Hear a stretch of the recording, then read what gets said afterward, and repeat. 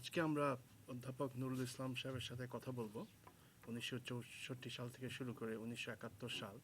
এই সময় উনি পাকিস্তান ইনস্টিটিউট অফ ডেভেলপমেন্ট ইকোনমিক্সের প্রধান হিসেবে কাজ করেছিলেন। সেই সময়ের বিভিন্ন বিষয় নিয়ে আমরা আলোচনা করব। অধ্যাপক ইসলাম, আপনি তো 1964 সালে PIDE Pakistan institute of development ইকোনমিক্সের কর্ণধার হয়ে গেলেন। এই ইনস্টিটিউটটি কেন প্রতিষ্ঠিত হয়েছিল, এর ইতিহাস একটু যদি বলেন আমাদের। 1958 সালে এই ফোর্ড ফাউন্ডেশন পাকিস্তানে ছোট একটা রিসার্চ প্রজেক্ট আরম্ভ করলো। একটা ভদ্রলোককে দিলেন করাচির, যে তুমি ওটা একটা প্রজেক্ট সাবমিট করলো যে কিছু রিসার্চ করবে, ছোটোখাটো সার্ভে করবে এবং একজন লোককে অ্যাপয়েন্ট করে রিসার্চ করবে ইকোনমিস্টে। তো সেটাই একটা ছোটোখাটো রিসার্চ প্রজেক্ট হিসেবে আরম্ভ হলো। কিছুদিন পরে, বছর দুয়েক পরে দেখা গেল যে সে ওটার আরও সম্প্রসারণ করতে চায়, আরও বেশি করতে চায় রিসার্চ। সে ওদের কাছে গিয়ে বলে যে আমার বেশি টাকা দাও, আমি একটু বেশি করে করি, লোকজন আরও বেশি আনি, একটা বিল্ডিং ফিল্ডিং করি, সেটা করি। তখন ফোর্ড ফাউন্ডেশন বললো, না, এখন তো যদি এর চেয়ে বড়ো আকারে করতে হয় তো আমাদের উচিত একটা ফর্মাল ইনস্টিটিউশন ভাবে করা এবং পাকিস্তান গভর্নমেন্টকে ইনভলভ করা। কারণ বেশি টাকা দিলে তো একটা একটা ব্যক্তির একটা রিসার্চ প্রজেক্ট করার লাভ নেই, বরং একটা ইনস্টিটিউশন করা হোক, প্রতিষ্ঠান করা হোক, সেখানে আমরা রিসার্চের টাকা দেব। তো তখনই সেই হিসাবে এই প্রজেক্টটাকে তখন একটা ইনস্টিটিউশনভাবে দাঁড় করা হলো এবং গভর্নমেন্ট আইন করে একটা বোর্ড করলেন এবং তখন কিছু প্রফেশনাল লোককে অ্যাপয়েন্ট করা হলো, চাকরি দেওয়া হলো। ওই ভদ্রলোক যে ছিলেন উনি সেক্রেটারি হিসেবে কাজ করতে আরম্ভ করলেন। কাজে একটা ফর্মাল ইনস্টিটিউশন আরম্ভ হলো 1959-60-এর সময় দেখি, তখন থেকে ইনস্টিটিউশন হলো আর কি। এবং আপনি 1964 সালে যোগ দিয়েছেন, কিন্তু এটা নিয়ে কথাবার্তা চলছিল আগের থেকেই। হ্যাঁ, 1960 সাল থেকে 1964 পর্যন্ত ওইটা চালাতো। পরিচালক ছিল বিশেষ করে বিদেশি ইকোনমিস্টস, আর দুজন আমেরিকান ইকোনমিস্ট, 2 বছর একজন, 2 বছর 4 বছর ছিলেন। এরা বেশ ভালো ইউনিভার্সিটির নামকরা ইকোনমিস্ট ছিলেন, একজন স্ট্যানফোর্ডের, একজন ইয়েল ইউনিভার্সিটির পরে। এবং ওরা 4 বছর পরে ঠিক করলো যে না, এইভাবে তো চলা ঠিক না, এটাকে দেশি লোক দিয়ে চালানো উচিত। বিদেশি লোক ইনস্টিটিউট রান করবে একটা দেশে, এটা ঠিক না। বরং এটাকে যদি দীর্ঘমেয়াদী স্থায়ী প্রতিষ্ঠান হিসাবে গড়ে তুলতে হয়, তাহলে উচিত পাকিস্তানেরই নিজেদের ইকোনমিস্টরা, সিনিয়র ইকোনমিস্টরা এসে চালাবে এবং এটার পরিচালক পাকিস্তানি হবে। তখনই প্রশ্ন উঠল, পাকিস্তানের কাকে এই পদে নিয়োগ করা হবে। তখন বোর্ডের যারা চেয়ারম্যান এবং মেম্বাররা মোটামুটি সবাই ছিল পাকিস্তান গভর্নমেন্ট এবং পাকিস্তান বিভিন্ন প্রতিষ্ঠানের সঙ্গে জড়িত। তাদের কাছেই ফোর্ড ফাউন্ডেশন পাকিস্তান গভর্নমেন্টের কাছেই বললো যে তোমরা একটা পাকিস্তানি বের করো, ভালো নাম করা ইকোনমিস্ট, যে ইনস্টিটিউট চালাতে পারবে। তো পাকিস্তান গভর্নমেন্ট অনেক চেষ্টা করলো তাদের নিজেদের কোনো আছে কি না ইকোনমিস্ট, তারা বেশি সুবিধা করতে পারলো না। এই জন্য পাকিস্তানের যেসব নাম করা ইকোনমিস্ট, শিক্ষিত ভালো ইকোনমিস্ট, সবাই তখন আইদার প্ল্যানিং কমিশন অথবা স্টেট ব্যাংক অফ পাকিস্তান অথবা অন্যান্য গভর্নমেন্টের প্রতিষ্ঠানে চাকরি করে। তারা বিশেষ গবেষণা করার জন্য একটা সেমি অটোনমাস অর্গানাইজেশনে এসে চাকরি করার জন্য বেশি উৎসাহিত ছিল না। তখন প্রশ্ন উঠলো যে আর কোথায় পাওয়া যায়। তখন বিদেশিদেরই বলা হলো, তোমরা বের করো না, আমরা তো সুবিধা করতে পারছি না, তোমরা বের করে দেখো পাকিস্তানে কে তোমাদের মনে হয় মানে আন্তর্জাতিকভাবে অ্যাকসেপ্টেড হবে এবং তোমাদের সঙ্গে কাজ করতে পারবে, ভালো কাজ করতে পারবে। তখন ওরা আমাকে নিজেরাই, বিদেশিরাই আমাকে কন্ট্যাক্ট করলো, বললো যে তুমি আসবে কিনা। সেটা 1963 সালে।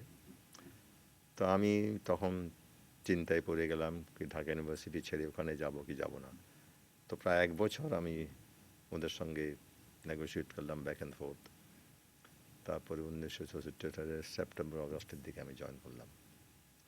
আমার প্রথমে প্রশ্ন ছিল যে, মনে সংশয় ছিল যে আমি ওখানে গিয়ে লাভ কী হবে। কারণ আমি যখন বিদেশ থেকে যখন ফিরে আসলাম তখনই আমার পাকিস্তান প্ল্যানিং কমিশনে আমার চাকরি হয়েছিল। আমি অনেক চেষ্টা করে তার কাছ থেকে বেরিয়ে গেছিলাম, ওই ঢাকা ইউনিভার্সিটিতে জয়েন করলাম, সেটা আগে বলেছি। কাজে আমার আবার দ্বিতীয়বারের জন্য পাকিস্তানে গিয়ে, করাচিতে গিয়ে একটা মেইনলি পাকিস্তানি ডমিনেটেড অর্গানাইজেশনে চাকরি করার জন্য আমার বিশেষ কোনো উৎসাহ ছিল না। সেটা একটা বিরাট কথা ছিল। আমি কেন ঢাকা ছেড়ে করাচি যাবে কেন? আমার আত্মীয়স্বজন বন্ধু বান্ধবরা বললেন যে হ্যাঁ, যদি ঢাকা থেকে ছাড়তেই হয় তাহলে করাচি কেন, যে বিদেশে চলে যাও। করাচি আমাদের জন্য বিদেশিরই মতো, তুমি ওখানে গিয়ে লাভ কী হবে? আর এমন কোনো সাংঘাতিক কোনো নাম করা অর্গানাইজেশন না যে তুমি ওখানে যাবে। কাজে এই টানা পোড়েন এদিক ওদিক অনেক আলোচনা করলাম, নিজের মনেও চিন্তা করলাম। তো বিদেশিতে প্রস্তুত তুললাম আমি, যে আমাকে বলো কেন আমি ঢাকা ইউনিভার্সিটি ছেড়ে কী জন্য আমি ওখানে যাব, আমার লাভ, আমার প্রফেশনাল লাভ কী, ভবিষ্যতে কেরিয়ার জন্য লাভ কী। তো ওরা বললো যে দেখো তুমি তো রিজাইন করে আসছো না, তুমি তো ছুটি নিয়ে আসো, প্রথম কথা সেটা বললাম, তো তোমার পরের চয়েসটা খোলা থাকে। আর 2 নম্বর হলো যে আমাদের মতে তুমি এখানে আসলে পরে, তুমি ঢাকা ইউনিভার্সিটিতে বসে থাকার চেয়ে ওখানে আসলে পরে তোমার সঙ্গে আন্তর্জাতিক অর্থনৈতিক সমাজের সঙ্গে অনেক বেশি কন্ট্যাক্ট হবে, অনেক বেশি জানাশোনা হবে, অনেক আনাগোনা হবে। এবং আমাদের ওখানে তো বিদেশিরা আসে রিসার্চ করতে, আমরা তাই প্ল্যান করছি যে বিদেশি রিসার্চ, তার পর্যন্ত আসেনি কিন্তু তখন বিদেশি রিসার্চ আনবো, তুমি তাদের সঙ্গে কাজ করবে এবং তোমার অনেক অপরচুনিটি হবে ইচ্ছা মতো রিসার্চ চুজ করার, বিদেশে যাওয়ার, বিদেশে কন্ট্যাক্ট করার, যেটা তোমার এখানে নাই। তুমি ইচ্ছা মতো বিদেশে যেতে পারবে, ইউনিভার্সিটি কনফারেন্সে যেতে পারবে, কাজে তোমার অনেক বেশি সুযোগ হবে প্রফেশনাল অ্যাডভান্স করার জন্য। তাই সেটা আমি চিন্তা করে দেখলাম হয়তো সত্যি কথা ঠিকই, কারণ ওখানে গেলে পরে আমার research facility, research assistant, computer, আমার বিভিন্ন রকম ফেসিলিটি অনেক বেশি বেড়ে যাবে। এবং এটাও সত্য কথা, বিদেশের সঙ্গে আমার কন্ট্যাক্ট অনেক বেশি হবে, বিদেশি ইকোনমিস্টদের সঙ্গে বিভিন্ন ইউনিভার্সিটিতে সবখানে। এসব চিন্তা করে বললাম যে ঠিকই আছে, আমি আসবো। প্রথম রাজি হলাম 2 বছরের জন্য যেতে, শেষ করতে আসলাম 1964 সালের সেপ্টেম্বরের দিকে জয়েন করলাম। কিন্তু ঢাকা বিশ্ববিদ্যালয়ের অধ্যাপক হিসেবে আপনার যে স্বাধীনতা, এটা কি আপনার প্রশ্ন ছিল যে ওখানে যে আপনার এটাতে সরকারের সাথে আরেকটু বেশি সংশ্লিষ্ট একটি প্রতিষ্ঠান? এই এই এই কথাটা ঠিকই আমার মনে উঠেছিল প্রশ্ন, সেই জন্য তাদের সঙ্গে আমি এটা, হয়তো 1 বছর আমি তাদের সঙ্গে আলোচনা করলাম, নেগোশিয়েট করলাম, তখন এসব প্রশ্ন তুললাম তাদের সঙ্গে। প্রথম কথা, আমার লাভ কী, প্রফেশনালি লাভ কী হবে, কেন যাব, তাছাড়া আমার স্বাধীনতা কত খর্ব হবে, এখানে তো অনেক বেশি স্বাধীন আমি, খুব ভালো কথা এটা। তো ওরা বললো যে হ্যাঁ স্বাধীনতা খর্ব, তুমি কী চাও স্বাধীনতার জন্য রাখার জন্য? আমি চাই যে আমার রিসার্চ প্রোগ্রাম কীরকম হবে, কোন রিসার্চারকে অ্যাপয়েন্ট করবো, কী শর্তে, কোন পজিশনে, মানে নিজের ভিতর আভ্যন্তরীণ কোনো রকম ম্যানেজমেন্টে, প্রফেশনাল ম্যানেজমেন্টে তারা কোনো রকম হস্তক্ষেপ করবে না বোর্ড। 2 নম্বর হলো যে আমি অবশ্য পাকিস্তানের বিভিন্ন জায়গার ইকোনমিস্টদের নিয়ে কাজ করব, কিন্তু আমার রিসার্চ প্রোগ্রামে, অ্যাপয়েন্টমেন্টে, আমার ইন্টারন্যাশনাল অ্যাক্টিভিটিতে বোর্ডের কোনো কন্ট্রোল থাকবে না। থাকলে পরে আমার পক্ষে কাজ করা সম্ভব হবে না, সেটাকে আমি মনে করি আমার স্বাধীনতার হস্তক্ষেপ। তো ওরা বলছে হ্যাঁ সেটা কিছু হবে না, সেটা আমরা বুঝিয়ে দেবো, তাদেরও বুঝিয়ে দেবো, আর তোমার তো ফ্রিডম তো আছে, তুমি না করলে, ওরা রাজি না হলে চলে আসবে। এই সত্যি রাজি হলাম। তো পিআইডি তো এক অর্থে একটি অনন্য প্রতিষ্ঠান ছিল, মানে ইভেন ডেভেলপিং যে বিশ্ব, উন্নয়নশীল বিশ্ব কিন্তু এই ধরনের থিঙ্ক ট্যাঙ্ক, যেটা এখন প্রচুর দেখা যায়, কিন্তু 60-এর দশকে তখনও বোধহয় তেমন হয়নি। না, ঠিকই, তখন এমনকি ভারতেও তেমন বিশেষ ওইরকম আন্তর্জাতিক খ্যাতিসম্পন্ন ইকোনমিক রিসার্চ ইনস্টিটিউশন বেশি ছিল না। এটা তো মিড 60-তে ছিল, নাম করা ইকোনমিস্ট ছিল, তারা ইউনিভার্সিটির প্রফেসর ছিল, তারা ঠিক পলিসি রিলেটেড রিসার্চের জন্য এক্সক্লুসিভলি কাজ করতো না। শুধু আইএসআই ভারতে নাম করা ছিল, কিন্তু আইএসআই তো ঠিক ইকোনমিক রিসার্চ ছিল না, অনেক কিছু করতো স্পেশালি স্ট্যাটিস্টিক্যাল সার্ভের ব্যাপারে। কিন্তু ওখানে ছিল মেইনলি প্ল্যানিং কমিশনে, ইকোনমিক মিনিস্ট্রিতে ভালো লোকজন ছিল, সেরা অ্যাপ্লাইড রিসার্চ করতো, ইউনিভার্সিটিগুলো বেশি করতো না। কাজে ঠিক এইরকম exclusively policy based research institution ছিল না এশিয়াতে। শুধু এই প্যাটার্নই ছিল, আরেকটা ছিল কেডিআই কোরিয়াতে, আরেকটা ছিল ব্রাজিলে। তো এগুলো প্রত্যেকখানেই ফোর্ড ফাউন্ডেশন টাকা দিয়েছিল টু এদের গড়ে তোলার জন্য। তাদের উদ্দেশ্য ছিল এই সমস্ত রিসার্চ ইনস্টিটিউশনে পলিসি রিলেটেড রিসার্চ হবে, not so much pure academic theoretical research, but policy research.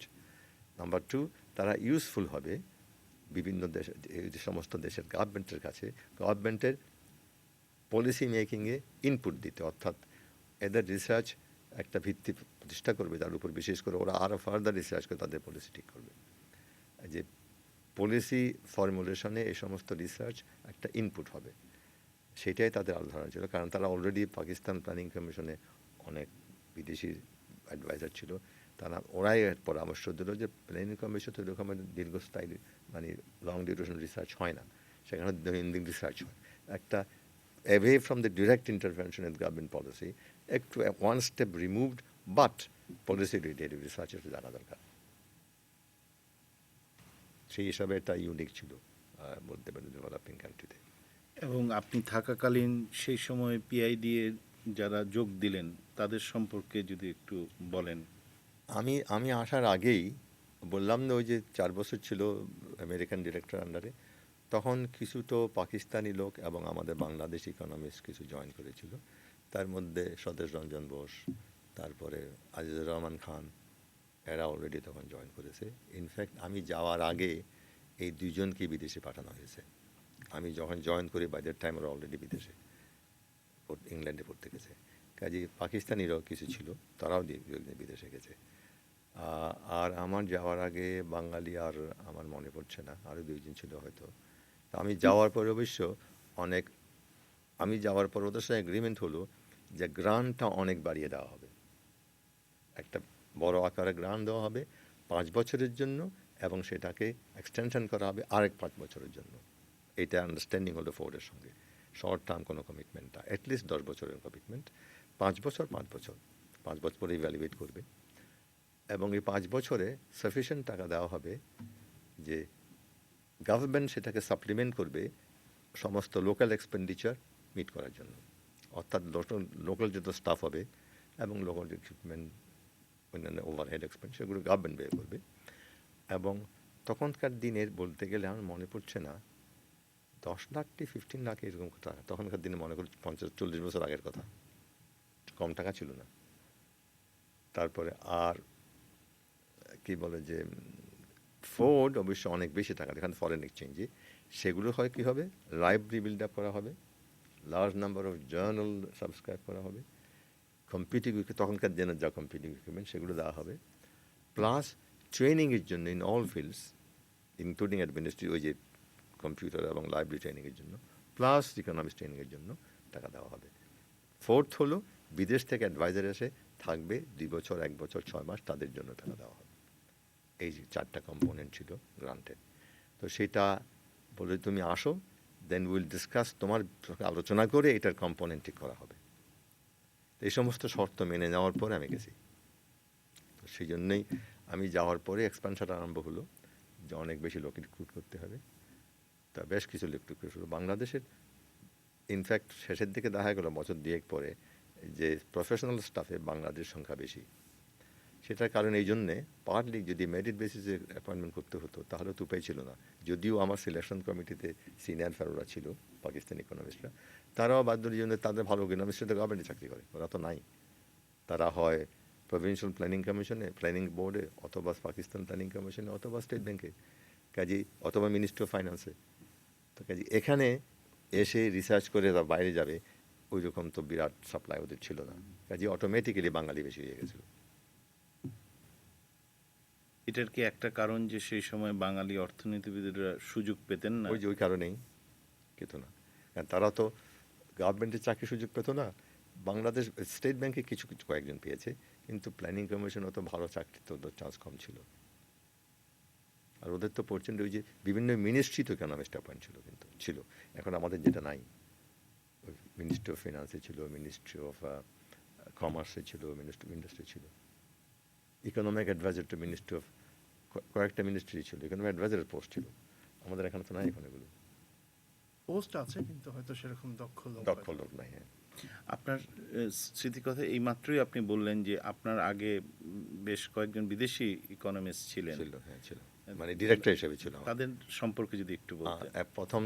প্রথম ডিরেক্টর ছিল সে হচ্ছে প্রফেসর এমিল দিপ্রে। সে প্রথমে উইলিয়ামস কলেজে, পরে স্ট্যানফোর্ডের প্রফেসর। সে ছিল ডিরেক্টর, কিন্তু তার সময়ে প্রথম যখন হলো সে হাফ টাইম এখানে হাফ টাইম করতো, কাজে সেটা চলে না। কাজে লোকাল ডিরেক্টর একজন, রেসিডেন্ট ডিরেক্টর একজন, এক্সটার্নাল নন রেসিডেন্ট ডিরেক্টর দুইটা হলো। So non resident director will come twice 3 times a year। আর রেসিডেন্ট ডিরেক্টর প্রথম হলো হেনরি ব্রুটন ফ্রম উইলিয়ামস কলেজের প্রফেসর ছিলেন। আর সেকেন্ড ডিরেক্টর হলো গাস রেনিস, উনি হলেন ইয়েল ইউনিভার্সিটির প্রফেসর, রেসিডেন্ট ডিরেক্টর। এবং মার্ক টেসারসন পরে আসলেন। থার্ড হলো মার্ক লাসেসন, নন রেসিডেন্ট। ওই যখন গাস রেনিস ওখানে ছিল, রেনিস ছিল, ওদের বলা হতো project director from university of Yale, আর ওখানে ডিরেক্টর অফ পিআইডি, দুইটা টাইটেল। সেরকম স্ট্যানফোর্ডে ছিল project director Ford foundation project for PID, আর পিআইডি রেসিডেন্ট ডিরেক্টর হেনরি বুটন।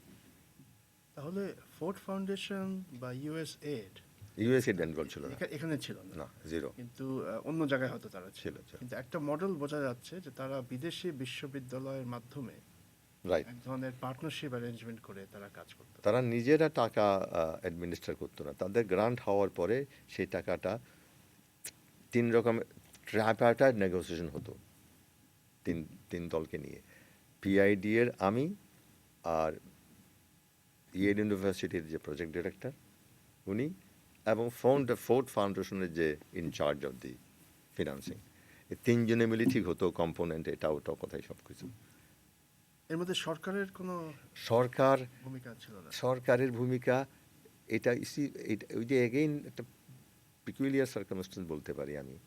যদিও সরকারের অ্যাপ্রুভাল করতে হতো প্রত্যেকটা জিনিস আমরা নেগোশিয়েট করতে, নেগোশিয়েট করার পরে আমরা তিনজনে যখন চেয়ারম্যান অফ দ্য বোর্ড, যে নাকি সরকারের খুব পাওয়ারফুল লোক, প্ল্যানিং কমিশনের ডেপুটি চেয়ারম্যান সাধারণত, তো উনি সেটাকে আমার স্মৃতিমতে কোনো দিন না করেনি। ওরা যা তিনজনে যা দিশাই করে দিচ্ছে। কিন্তু এর মানে এই না যে তারা ইনডিফারেন্ট ছিল। না, ইনডিফারেন্ট ছিল না তারা। প্রথমে এটা আমি এখনো বুঝতে পারছি না ওদের অ্যাটিটিউড টুয়ার্ডস এই সমস্ত যে এত লিবারাল ছিল কেন। এখন আমি at this distance of time 40-50 বছর পরেও আমার কাছে অদ্ভুত লাগছে। এই ডিটেল ইন্টারফিয়ার একেবারে করতো না, বড় সিরিয়াস। আমি surprising. Maybe because they are not interested in details. কী হবে, রিসার্চ করার মধ্যে মেবি রিসার্চ করে তারা বেশি মনে করতে করছে তো কী আছে, হার্মলেস ব্যাপার, এটি নিয়ে তো মাথা কামানোর কী আছে। আর মধ্যে ওদের বিশ্বাস ছিল যে এই যে বিদেশি যেগুলো ইনভলভ ছিল তাদের সঙ্গে নেগোসিয়েশনে, তারা সবাই ওয়েল এস্টাবলিশ নামকরা ইউনিভার্সিটির নামকরা প্রফেসর। তাদের সঙ্গে এই সমস্ত ঝগড়া করে তাদের তো কোনো ফায়দা হতো না।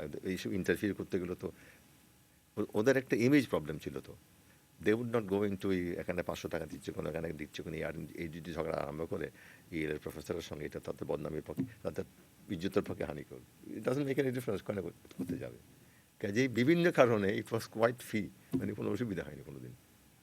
অথবা ইসলাম, আমরা এই সরকারের সাথে আপনার ইন্টারফেসের ব্যাপারে আবার আসব, কিন্তু আপনি পিআইডির প্রধান হলেন এবং ওই সময় এটা নতুন প্রতিষ্ঠান গড়ে তুলতে হবে। আপনার মাথার মধ্যে যদি চ্যালেঞ্জের কথা চিন্তা করি, 3টা কি 4টি প্রধান চ্যালেঞ্জ আপনি কি দেখেছিলেন? প্রধান চ্যালেঞ্জ হলো যে কি করে ভালো ইকোনমিস্ট রিক্রুট করব। শুধু ইকোনমিস্ট না, প্রথম থেকে কথা ছিল যেটা কিছুটা ইন্টারডিসিপ্লিনারি হবে, অর্থাৎ স্পেশালি ডেমোগ্রাফি, পপুলেশন স্টাডিজ। কারণ তখন population problem is a serious problem, পাকিস্তানের একটা মেজর প্রবলেম। কাজে we had a whole division, population studies division. আর বাকিগুলোতে মেইনলি ইকোনমিক্স ছিল, মেইনলি কোনো ওভারওয়েলমিংলি ইকোনমিক্স 90%। তো আমার চ্যালেঞ্জ ছিল how do I get right people. বাংলাদেশের পাকিস্তানের ওই কনটেক্সটে ভালো ইকোনমিস্ট কেমনে রিক্রুট করব, এটা হচ্ছে সবচেয়ে বড় চ্যালেঞ্জ। আর সেকেন্ড চ্যালেঞ্জ হলো কীভাবে একটা রিজনেবল রিসার্চ প্রোগ্রাম ডিসাইড করব এবং সেটা ইমপ্লিমেন্ট করব, যা রিসার্চ ডিরেক্টর হয়ে থাকে। তো সেখানে আমি সবচেয়ে বড় হেল্প ছিল আমার যে একটা সিনিয়র ফেলোজ বলে কতগুলো লোককে, মানে এখনও এই আইডিয়াসে যা আছে, পাকিস্তানের ইস্ট এবং ওয়েস্ট থেকে নাম করা ইকোনমিক্স, ইউনিভার্সিটির প্রফেসর অথবা গভর্নমেন্টে চাকরি করে অথবা প্ল্যানিংয়ে চাকরি করে, এদের নিয়ে অ্যাবাউট 10 জনের মতো, কি এক্স্যাক্টলি মনে পড়ছে না আমার, ওদের নিয়ে একটা সিনিয়র ফেলোজ কমিটি ছিল। তারা কিন্তু খুব সাহায্য করতো রিসার্চ প্রোগ্রাম ফর্মুলেট করার ব্যাপারে, ইকোনমিক্স রিক্রুট করার ব্যাপারে, সিলেকশন কমিটি থাকতো, বিদেশে পাঠানোর ব্যাপারে স্কলারশিপ সিলেকশন সব কিছু সাহায্য করতো। কাজে ওরা একটা সাহায্য করতো, তো বলতে পারো যে ওরা পাকিস্তানি না আমাকে সাহায্য করার জন্য এত উদ্গ্রীব কেন। ঠিক ওই পাকিস্তানি ব্যাপারটা তখন প্রফেশনাল হয়ে গেছিলো। যখন ওইটা প্রশ্ন উঠে যখন বাঙালি বেশি অ্যাপয়েন্ট হচ্ছে কিনা, তখনই, তার আগ পর্যন্ত তো কোনো প্রশ্ন নেই। তারগুলো তো নন পলিটিক্যাল ইস্যুস। আর একটা কথা বলতে গেলে বলতে হয় যে বোধহয় তোরা তখন অনেক আগের দিনই তো, বিগিনিং অফ দ্য পাকিস্তানের কয় বছর হয়েছে তখন, 14 বছর এরকম কিছু, 14-16 বছর। তখন বোধহয় তাদের একটা তখনও ঠিক কথা যে বাঙালি প্রফেশনালদের প্রতি তাদের রেসপেক্টটা ছিল প্রত্যেক ফিল্ডেই। ওরা মনে করতো না যে আমরা ভালো অ্যাডমিনিস্ট্রেটর, না মনে করতো, কিন্তু কিন্তু ঢাকা ইউনিভার্সিটি সেটা ভালো ইউনিভার্সিটি, এটা মোটামুটি আমার ধারণা তখনকার দিনে পাকিস্তানি স্টাবলিশমেন্টের লোকজন স্বীকার করতো। তো এই আমার চ্যালেঞ্জ এইগুলি বলো। বাইরে যে গবেষণাগুলো হয়েছে বিশেষ করে আপনার সময়কালীন, সেই গবেষণার মধ্যে উল্লেখযোগ্য কিছু গবেষণা যেগুলো আপনি মনে করুন সেই সময়ে পাকিস্তানের পলিসি মেকিংয়ে সাহায্য হয়েছিল, অথবা এবং বা সেই সময়কার যে বিতর্কগুলো হচ্ছিল উন্নয়ন বিষয়ে, তাতে পুষ্টি জুগিয়েছিল বা সহায়তা করেছিল, সেই বিষয়ে যদি আপনার কিছু সবচেয়ে স্মৃতিচারণা থাকে। আমার মনে পড়ছে এখন একটা বিষয় ছিল এগ্রিকালচার, কৃষির। পাকিস্তানে এগ্রিকালচার পলিসি কীরকম হবে এবং তার প্রোজ অ্যান্ড কনস নিয়ে অনেক স্টাডি হয়েছিল। মনে পড়ে তো আমার তখন সেটা হচ্ছে গ্রিন রিভলিউশনের আরম্ভ, 60s। তখন বিরাট কোয়েশ্চেন হলো, এখনও যেগুলো মধ্যে মধ্যে আমাদের মনে পড়ে উঠে, হলো গ্রিন রিভলিউশনের impact on distribution of income কী হচ্ছে, পুয়ার কত বেনিফিট হচ্ছে, তখন এই প্রশ্ন ছিল। এবং এটার ইম্প্যাক্ট কি limited to the rich and the big farmers, না also to small farmers? How do the landless ফার্মারদের কী সুবিধা হচ্ছে? বিশেষ করে গ্রিন রিভলিউশন স্টার্ট করে পাঞ্জাবে, তারপরে পরবর্তীকালে বাংলাদেশে, ইস্ট পাকিস্তানে। তখন ওখানে ইরিগেশনের বিরাট প্রবলেম। তো ইরিগেশন, তো both canal and tubewell irrigation, choice between the two, এগুলো এখনও মধ্যে মধ্যে যে সমস্ত ইস্যু উঠে, এক্স্যাক্টলি সেই সাবসিডি দেওয়া হবে কি না, ভর্তুকি দেওয়া হবে কি না সব ফার্টিলাইজারে, পানিতে দেওয়া হবে কি না, গভর্নমেন্টের রোল কী হবে, প্রাইভেটাইজেশন করতে হবে। তখন বিরাট প্রশ্ন উঠলো, এই যে টিউবওয়েলগুলো প্রাইভেটাইজ আরম্ভ হলো প্রথম, বিরাট এই নিয়ে তর্ক বিতর্ক সারা দেশে, এটা কেন গভর্নমেন্ট না করে, প্রাইভেট করবে কেন, এই সমস্ত ইস্যু তখন রাইজ করে। এই প্রত্যেকটা ফিল্ডে খুব সাবস্টেন্সিয়াল কাজ করা হয়েছে পিআইডিতে, খুব ভালো স্টাফ ছিল এগ্রিকালচারে ওদের স্টাফ, পাকিস্তানের স্টাফ ভালোই ছিল, আর আমাদের ছিল কয়েকজন। তারপরে সেকেন্ড সেটি বিষয় ছিল ইন্ডাস্ট্রিয়ালাইজেশন। সেখানে কতগুলো পায়োনিয়ারিং পেপারস ইনফ্যাক্ট রাখা হয় বাংলা এই ইনস্টিটিউটে, এই যে role of trade policy and industrialisation, সেগুলোতে রিয়েল পায়োনিয়ারিং ইনফ্যাক্ট মেথোডোলজির ব্যাপারে। এই যে এখন মনে পড়ে হয়তো এফেক্টিভ প্রোটেকশন নিয়ে, কম্পারেটিভ কস্ট এস্টিমেশন নিয়ে, ডোমেস্টিক রিসোর্স কস্ট নিয়ে, ডেভেলপিং কান্ট্রিতে এম্পিরিক্যাল ডেটা নিয়ে প্রথম কাজ পিআইডিতে হয়। এই যে এস আর লুইস জুনিয়র, ওনার ও ছিল, আমি ছিলাম। আমাদের ইনফ্যাক্ট তখন আমি এই ফিল্ডে মেনলি কাজ করতাম। জগদীশ ভগবতী এবং ম্যাক্স কর্ন, তারা তখনকার দিনে নিয়ে অনেক থিওরিটিক্যাল আর্টিকেল লিখছিল। সেখানে যখন এম্পিরিক্যাল কাজের রেফারেন্স থাকতো, ইনভেরিয়েবলি দুইজন তারা দেখবে ভগবতী এবং ওখানে আমাদের আর্টিকেলের রেফারেন্স। ইনফ্যাক্ট ভগবতীর সঙ্গে মিলে আমি একটা কাজ করেছিলাম পরে, সেটা প্রায় 70-তে। অ্যান ক্রুগার, ভগবতী, এরা দুইজনে কো ডাইরেক্টর ছিল। আমরা কতগুলো কেস স্টাডি করেছিলাম, আমি করেছিলাম পাকিস্তানের স্টাডি। তো কাজে এই ফিল্ডে কিন্তু I would say real pioneer হয়েছিল। আর থার্ড হলো পপুলেশনের ব্যাপারে বেশি কাজ হয়েছিল, পপুলেশন এস্টিমেশনে বেশ কিছু কাজ হয়েছিল। কারণ তখন পপুলেশন নিয়ে রিসার্চ ডেভেলপিং কান্ট্রিতে খুব বেশি হতো না। ইনকাম ডিস্ট্রিবিউশন হয়েছে, অ্যান্ড দেন শেষের দিকে পলিটিক্যাল সেন্সিটিভিশন আরম্ভ হলো ডিসপ্যারিটি নিয়ে। ফর বিআইটিতে ফর দ্য ফার্স্ট টাইম আমরা এস্টিমেট করলাম very detailed, both national income accounts থেকে এবং কনজিউমার সার্ভে থেকে, হাউস হোল্ড সার্ভে থেকে, পার ক্যাপিটা ইনকাম ইস্ট ওয়েস্টের distribution of income within and between. এটা হলো একটা বিদেশি ইকোনমিস্ট করেছিল, নরওয়েজিয়ান ইকোনমিস্ট, বাংলা এই স্টাফের সাহায্যে। সেটা became A reference article for years in Pakistan, কারণ তার আগে তো এরকম ডিটেইল এস্টিমেশন হয়নি। কাজেই এটাকে রিফিউট করার জন্য Pakistan government didn't have any way to refute it, so it became our weapon in real detail estimation of income disparity. কে ছিলেন? বার্গেন? Bergan, Asbjorn Bergan. তো উনি একেবারে 1.5 বছর পরিশ্রম করে ইন্ডিভিজুয়াল শিডিউল নিয়ে কাজ করে এগুলো করেছেন, এবং সেটা it was so technically so sound, could not be challenged with the worst critics of the disparity situation. So এক অর্থে মানে আপনি এর আগেও বলেছেন, লিখেছেন যে 50-এর দশকের শেষে যে পূর্ব পশ্চিমের ইস্যুটা আসে আলোচনায়, সেটা আবার নতুন করে এই ইনকাম ডিস্ট্রিবিউশন, রিজিওনাল ডিসপ্যারিটি, সেইভাবে আবার পাইডের সময় আবার পাইডের সময় এটাকে মোর, I would say, analytically and econometrically, statistically more sophisticated ভাবে করা হয়েছে। It becomes the underpinningটা more sophisticated theoretically হয়েছিল, econometrically. এমনকি আপনাদের ইন্ডাস্ট্রিয়ালাইজেশন এবং ট্রেডের যে কাজ, কাজ। সেখানেও কিন্তু ডিসপ্যারিটির কিছু কিছু জিনিস বের হয়ে প্রচুর ছিল। Over valued exchange, Yes.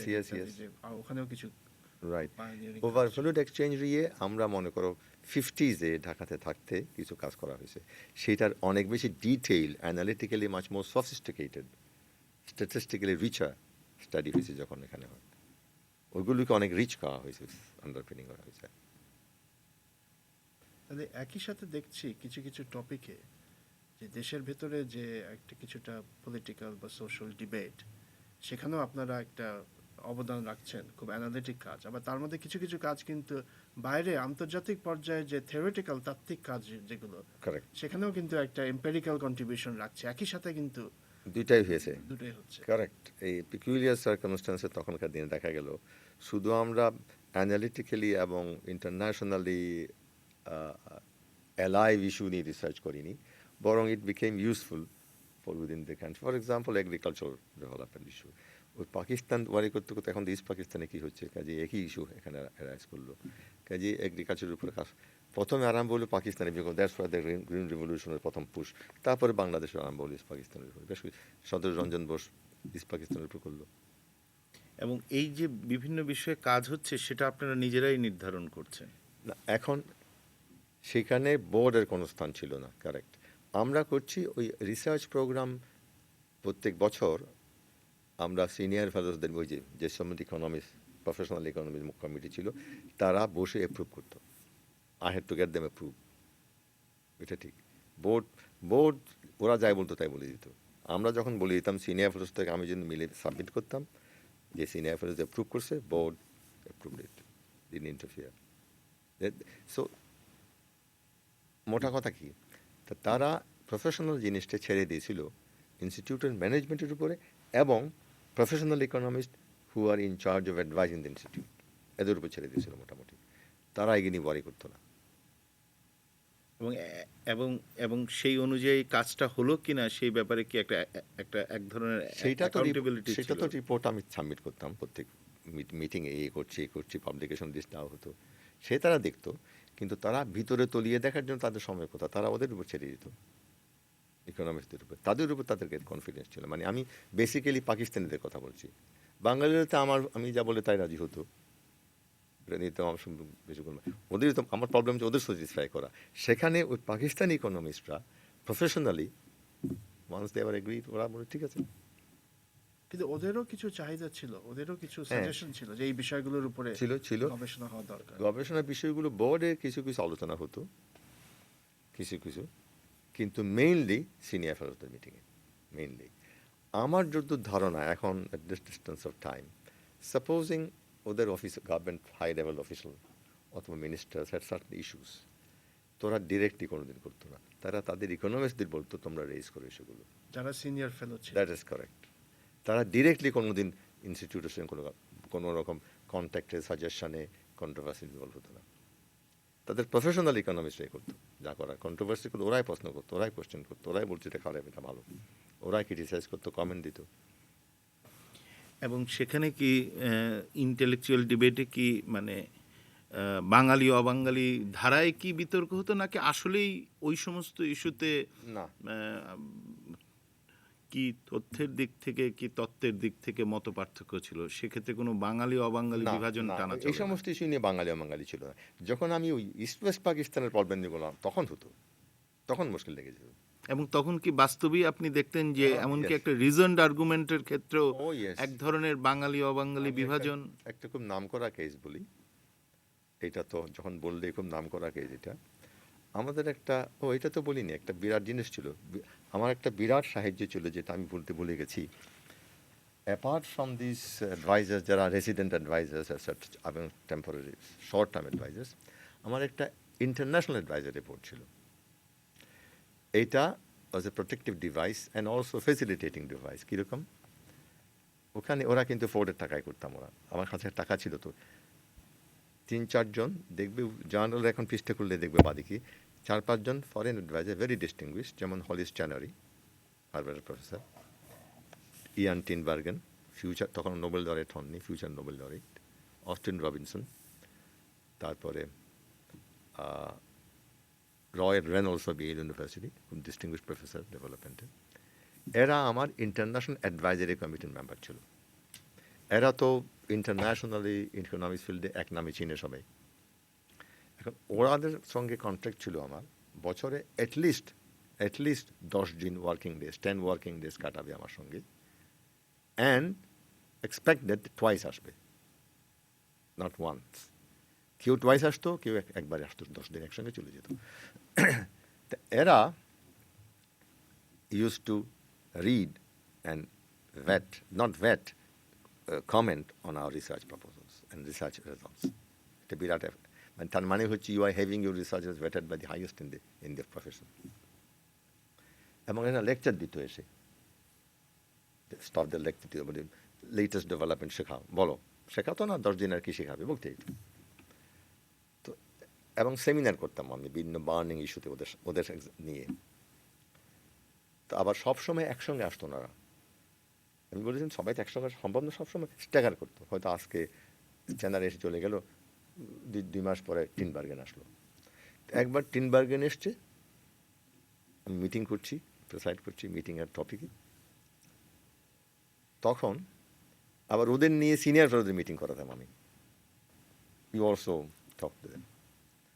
এক মিটিংয়ে একেবারে frontal vicious attack, for the first time in all these years. It was late 60s by none other than Mahbubul Haq. Attack হলো তাদের বেস্ট, এটা তখন chief economist, most powerful economist of Pakistan, যে আমি আপনাদের সামনে বলছি অ্যাডভাইজারদের সামনে, we have looked into this organization's academic professional performance, we're extremely unhappy. Selection of topics at random have no logic. The quality of work, to our mind, is not relevant, not very good. এই লাইনে সে অনেকক্ষণ বলল। In fact Hollis চ্যানারিও ছিল বোধহয়, they were taken aback by the strength of the attack, by the vehemence of the attack. তারপরে air Khan মিটিংয়ে ছিল সেদিন, মনে আছে সে অনেকে ট্রাভেল করতে, but on that day he was there. সেদিন আমাকে বলছিল যে আপনি লেখেননি কেন বইতে, যা এখানে লেখে কী হবে। That was the first public demonstration of opposition to me, একেবারে ওপেনলি ইন্টারন্যাশনাল অডিয়েন্সের সামনে। And then what happened? Now here he is attacking me and my performance, saying that it's no good at all, it's much below standard, much below expectations. We had high expectations, we've been disappointed. Then who rose to my defense, all of this? They were livid, especially Tinbergen, Chotenato, and Austin Robinson. Lashed him at him. How can you say all this? You have read this, you know this, all this. So they rose to my defense in a manner which was totally unexpected. And he was taken aback. তাদের এরকম vehement attack and other vehement support. It was a total confrontation. Not with me. I kept quiet. I was, well, this is my best judgment. This is what I could do. And this is what I did. This was the process in which all of them are involved. All the senior fellows were involved in my research proposal, and they have been involved in evaluating them. And this is, everything is open for you to judge. অনেক লোক ছিল তো, শুধু ওরা না, বাইরের লোকও ছিল. It was full. It was a seminar in which you all of a sudden took up this. And there were participants in the meeting from all over West Pakistan, some East Pakistani too, but mainly Pakistan. And the controversy, and then I didn't defend myself. Tinberg and Austin Robinson absolutely took him up, flattened him. এবং substantive কি বক্তব্য ছিল on regional disparity ইস্যুতে, যে তথ্যগত বিভ্রান্তি বা this was a এরকম ভাবে তো করবে না. They were trying to say this follows, you see, because of those arguments. তথ্যগত দেখানো, they are not discussing disparity, technical discussion. He is saying we are just period unhappy with the kind of research he is doing. He was a political attack, pure and simple. And he was commissioned. I'm sure it was obvious after the meeting he was asked to do it. That was his job. It was job description to take me on because things are getting out of hand. I was already heavily involved in Dhaka. They knew it. Didn't they have enough information? কিন্তু এর আগে doctor Mahbubul হক কিংবা পাকিস্তানের যে economics establishment, তাদের সাথে আপনার ভালোই সম্পর্ক। Absolutely. You see, প্রশ্ন তারপরেও you see, they are much more sophisticated, even today as you see them, than we are. They may hate you, they may dislike you intensely, they may disapprove seriously what you are doing, but they will never show in personal behavior. It was an attack, professional account. He wasn't attacking me as personally. He was not saying I'm a bad man or I'm a third-class economist, no. Oh yes, absolutely. Absolutely, greatest friend. No question. Oh, that they are past master, even today. No way. That was nothing personal. It's professional.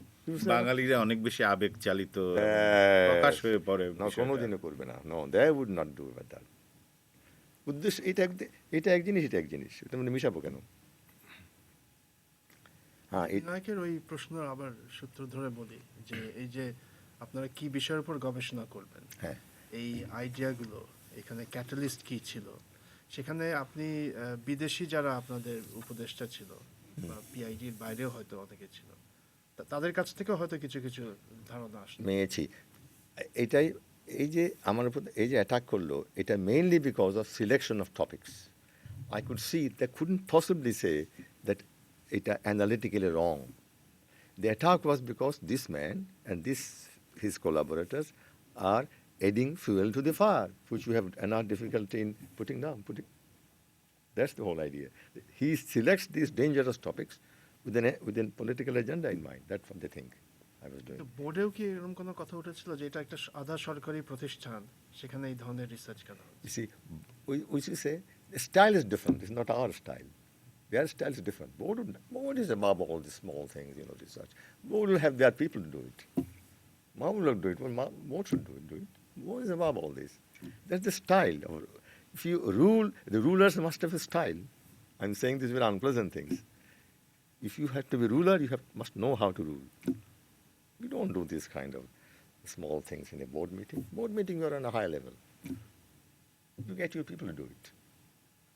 আমি আবার ওই বিদেশি উপদেষ্টা বা অন্য দাতাদের প্রসঙ্গে আসি, তাদেরও একটা রোল ছিল। They were very sympathetic to my selection of these topics because they thought it's a very important national issue which has to be analytically, objectively investigated. তারা মনে করে এগুলো ইমোশন ছাড়া, আবেগ ছাড়া ভালো করে এগুলোকে গবেষণা করা উচিত, এর উত্তর দেওয়া উচিত। আমার অজ্ঞানতার জন্য আমি আগে মার্জনা চেয়ে নিচ্ছি, সেটা হচ্ছে যে আমরা যে অনেক সময় উড়ো কথায় শুনি যে হার্ভার্ড ইকোনমিস্টরা এক বক্তব্য দিয়েছিল এবং তারা ঠিক পূর্ব পশ্চিমের ইস্যুটা সেভাবে সামনে নিয়ে আসেনি এবং তার বিপরীতে পাইড বা তার সাথে সুসম্পর্কিত বাঙালি অর্থনীতিবিদরা আরও তীব্রভাবে এনেছিল। এটা কি সত্যি নাকি এটা অর্ধসত্য?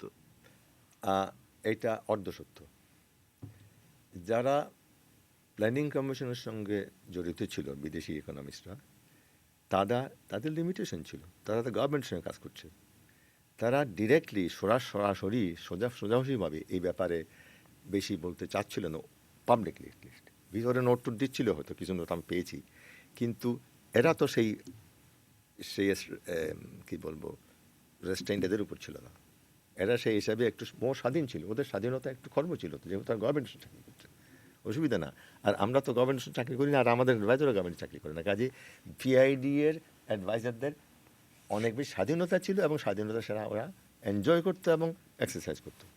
কারেক্ট, ইউর ঠিকই বলেছেন।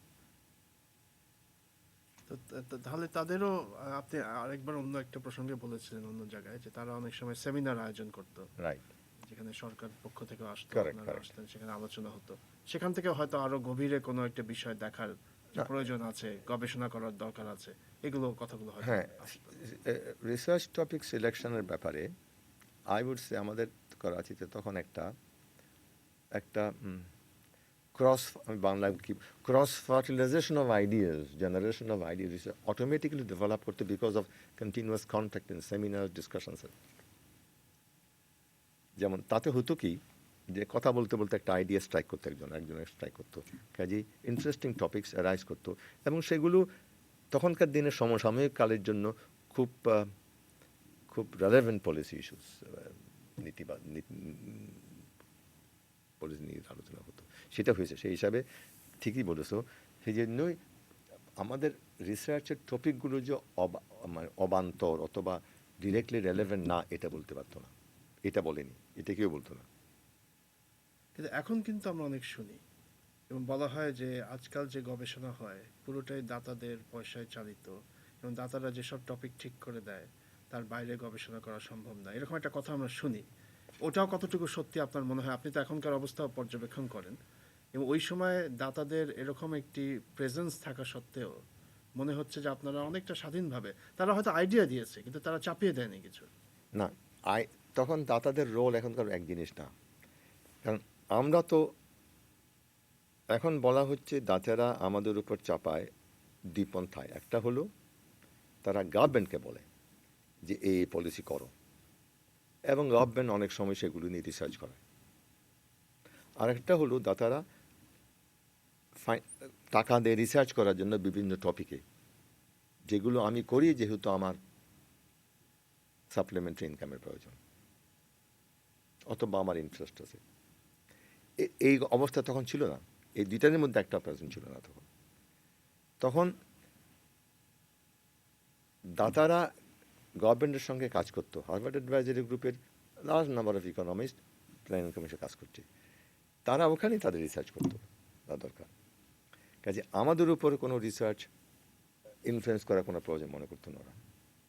তবে ইস্যুগুলো যে একটা, যেগুলো লাইভ ইস্যু দেশের মধ্যে সবাই বিদেশি দেশি সবাই এগ্রি করছে, সেগুলো নিয়ে রিসার্চ করার জন্য বিরাট স্কোপ ছিল দেশে। এটা তো রিসার্চ ছিল না, আমরা এগুলো করতাম। সেখানে আমাদের সঙ্গে দাতাদের সেরকম দাতা মানে মনে করো ওয়ার্ল্ড ব্যাংকের সঙ্গে আমাদের কোনো ইন্টারাকশন, ওয়ার্ল্ড ব্যাংকের লোকাল অফিসে লোকই ছিল না, ইন্টারাকশন হতো না, কোনো বিশেষ কোনো ইন্টারাকশন ছিল না তখন, যদিও প্রেজেন্ট ছিল পাকিস্তানে পিয়া এবং আসতো, আলোচনা করতো। কাজে ঠিক আমি দেখিনি কোনো রকম ইনফ্লুয়েন্স আমাদের উপরে না নাই। এখন তো ওই দুই পন্থা, সেই পন্থা তখন ছিল না তো। এখন হয় গভর্নমেন্টকে বলে ওগুলো করো, এখন পাকিস্তান গভর্নমেন্ট যখন বলতো ওরা গভর্নমেন্টের লোকেই করতো ওগুলো, শুরু আমাদের দিয়ে করাতো। প্ল্যানিং লোকই তো আছে, মানে ওদের বিদেশি অ্যাডভাইজারে তো আছে, ওরাই করতো। আমি ব্যাপারটা আচ্ছা, আমরা আরেকটা প্রসঙ্গে আসি। আমরা তো এতক্ষণ পিআইডি, সরকার, বিদেশি উপদেষ্টা এদের কথা বললাম, কিন্তু পাকিস্তানের যে অর্থনীতিবিদদের যে সমাজ যদি একটা চিন্তা করি, কমিউনিটি অফ ইকোনমিস্ট, সেখানে তো আরও অনেকেই আছেন, বিশ্ববিদ্যালয় আছে বা ইভেন মফস্বল শহরেও যেসব কলেজগুলো আছে বা অন্যান্য প্রতিষ্ঠান যেমন সেন্ট্রাল ব্যাংক, ওটা অবশ্য সরকারের মধ্যে। তো যাই হোক, অন্যান্য এই কমিউনিটির যে অন্যান্য যে অংশগুলো তার সাথে পিআইডির সম্পর্কটা কেমন? দুইটা, একটা হলো আমরা বছর দুয়েক পরে সিদ্ধান্ত করা হলো যে আমরা ফোর্ড ফাউন্ডেশন রাজি হলেন যে আমাদের স্পেশাল টাকা দেওয়া হবে, আলাদা গ্রান্ট দেওয়া হবে, বছরে 10টা ফেলোশিপ দেবো পিআইডির বাইরে, এর সঙ্গে পিআইডির কোনো সম্পর্ক নেই। আমি অ্যাডমিনিস্ট্রেট করব সিনিয়র ফেলোদের নিয়ে।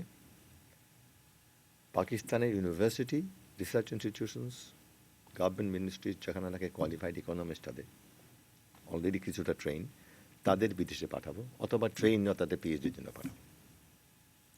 তো বছরে 10টা পিএইচডি ফেলোশিপ দেওয়া হতো। ফেলোশিপ ইস্ট ওয়েস্ট থেকে দেওয়া হয়েছে, ইউনিভার্সিটির মাস্টার, সেন্ট্রাল ব্যাংকের অফিসার, মিনিস্ট্রির অফিসার সবাই গেছে। এর মধ্যে এগেইন একই কথা, বাঙালির সংখ্যা বেশ ভালো ছিল। তো এটা হচ্ছে একটা ওয়ে অফ পিআইডি এর সঙ্গে ওদের ইন্টারাকশন, মানে ইন্টারাকশনটা প্রমোশন বলবো। পাকিস্তানে ইকোনমিস্ট প্রফেশনের প্রমোশনের বেলায় পিআইডির একটা ক্রিটিক্যাল রোল ছিল in terms of sending them abroad, selecting the best candidates. 2 নম্বর হলো যে পিআইডি এর সঙ্গে ইন্টারাকশন হতো বেসিক্যালি ওই সিনিয়র ফেলোদের মাধ্যমে, এবং সিনিয়র ফেলোরা আমাদের সেমিনার মিটিংয়ে অ্যাক্টিভ পার্টিসিপেন্ট ছিল। 3 নম্বর হলো পাকিস্তান ইকোনমিক অ্যাসোসিয়েশনের থ্রু দিয়ে, সেটা তো সবার জন্য সত্য, আমাদের জন্য সত্য ছিল।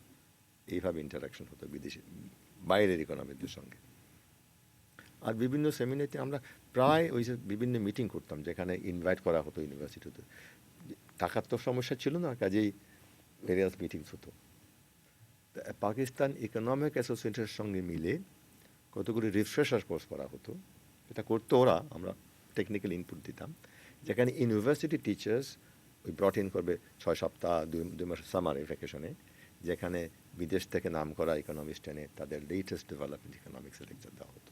সেটা বেশি 2-1 বারে বেশি হয়নি, 2-3 বার হয়েছে। তো এই হচ্ছে ইন দ্যাট সেন্স ইনডাইরেক্টলি। তো আমরা এই যে কোনো একটা দেশে অর্থনীতি বিষয়ে যে কাজ হবে, এক ধরনের ডিভিশন অফ লেবারের কথা চিন্তা করতে পারি। আপনার বিশ্ববিদ্যালয় এক ধরনের কাজ, পিআইডির মতো বা এখন বিআইডিএস আছে, সেই সব প্রতিষ্ঠানে এক ধরনের কাজ, সরকারের ভেতরেও আপনি বলছিলেন যে অনেক ধরনের গবেষণা হচ্ছে। তো এখানে সবাই কি আর একই ধরনের কাজ করবেন? আপনি মনে করেন যেখানে একটা ডিভিশন অফ লেবার থাকতে পারে, কম্পারেটিভ অ্যাডভান্টেজের বিষয় থাকতে পারে, এবং যদি থেকে থাকে তাহলে তখনকার দিনে কিভাবে এই ডিভিশন অফ লেবারটি হয়েছে? প্রথম হলো তিন ধরনের রিসার্চ আমরা কল্পনা করতে পারি। একরকম হলো analytical theoretical research, conceptual research, concept নিয়ে আলোচনা।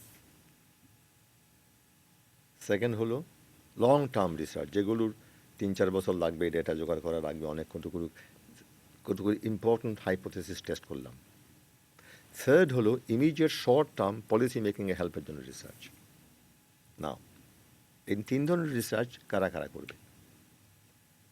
লেটেস্টটা, লাস্টটা, যেটা শর্ট টার্ম পলিসি মেকিং, সেটা করা উচিত, তখনও করা হতো কিছুটা ইমপারফেক্টলি, গভর্নমেন্ট এজেন্সির ইকোনমিস্টরা, যেমন প্ল্যানিং কমিশন, সেন্ট্রাল ব্যাংক, এরা করবে শর্ট টার্ম নেক্সট ইয়ারের বাজেট রিলেটেড অনেকগুলো ইস্যু আছে, সেগুলো সব রিসার্চ করতে হবে, অ্যানালিটিক্যাল স্টাডিজ করতে হবে। সেগুলোর গ্যাস্টেশন ল্যাগ কম, শর্ট টার্ম ইনপুট আউটপুট, সেগুলো করবে গভর্নমেন্ট রিলেটেড এজেন্সিস। আর ওয়ান স্টেপ রিমুভ যেগুলো লঙ্গার টার্ম এক্সপ্লোরেশন করতে ইস্যুসকে, সেগুলো করবে policy research institution such as PID, BIDS. Third হলো যে পিওর একাডেমিক, 3 রকম, short term policy, long term policy, academic. এইভাবে আমি দেখি আর কি। এবং আলাদা আলাদা স্পেশালিটি, একই লোক 3টা করা সম্ভব না, বিভিন্ন লোকের ইন্টারেস্ট ডিফারেন্ট, তারা বিভিন্ন করবে। তো এখন তো অনেক সময়, যেমন বর্তমানে যেটা বিআইডিএস, তার উপর অনেক সময় চাপ এসে পড়ে শর্ট টার্ম রিসার্চ করার জন্য।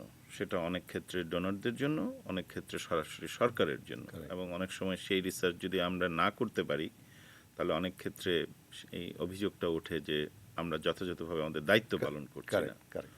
অন্যদিকে বিপরীতে এই অভিযোগও ওঠে যে আমরা যথাযথভাবে আমাদের যে অ্যানালিটিক্যাল কনসেপচুয়াল কাজ, সেই ধরনের কাজও করছি না। আর বিআইডিএসের অনেক অর্থনীতিবিদদের আত্মপক্ষ সমর্থনের যুক্তি থাকে যে আমাদের তো মধ্যম ধারার কাজ করার কথা, লং টার্ম রিসার্চ, সেইটা তো আমরা চেষ্টা করছি আমাদের বিভিন্ন রকমের দারিদ্র, রুরাল।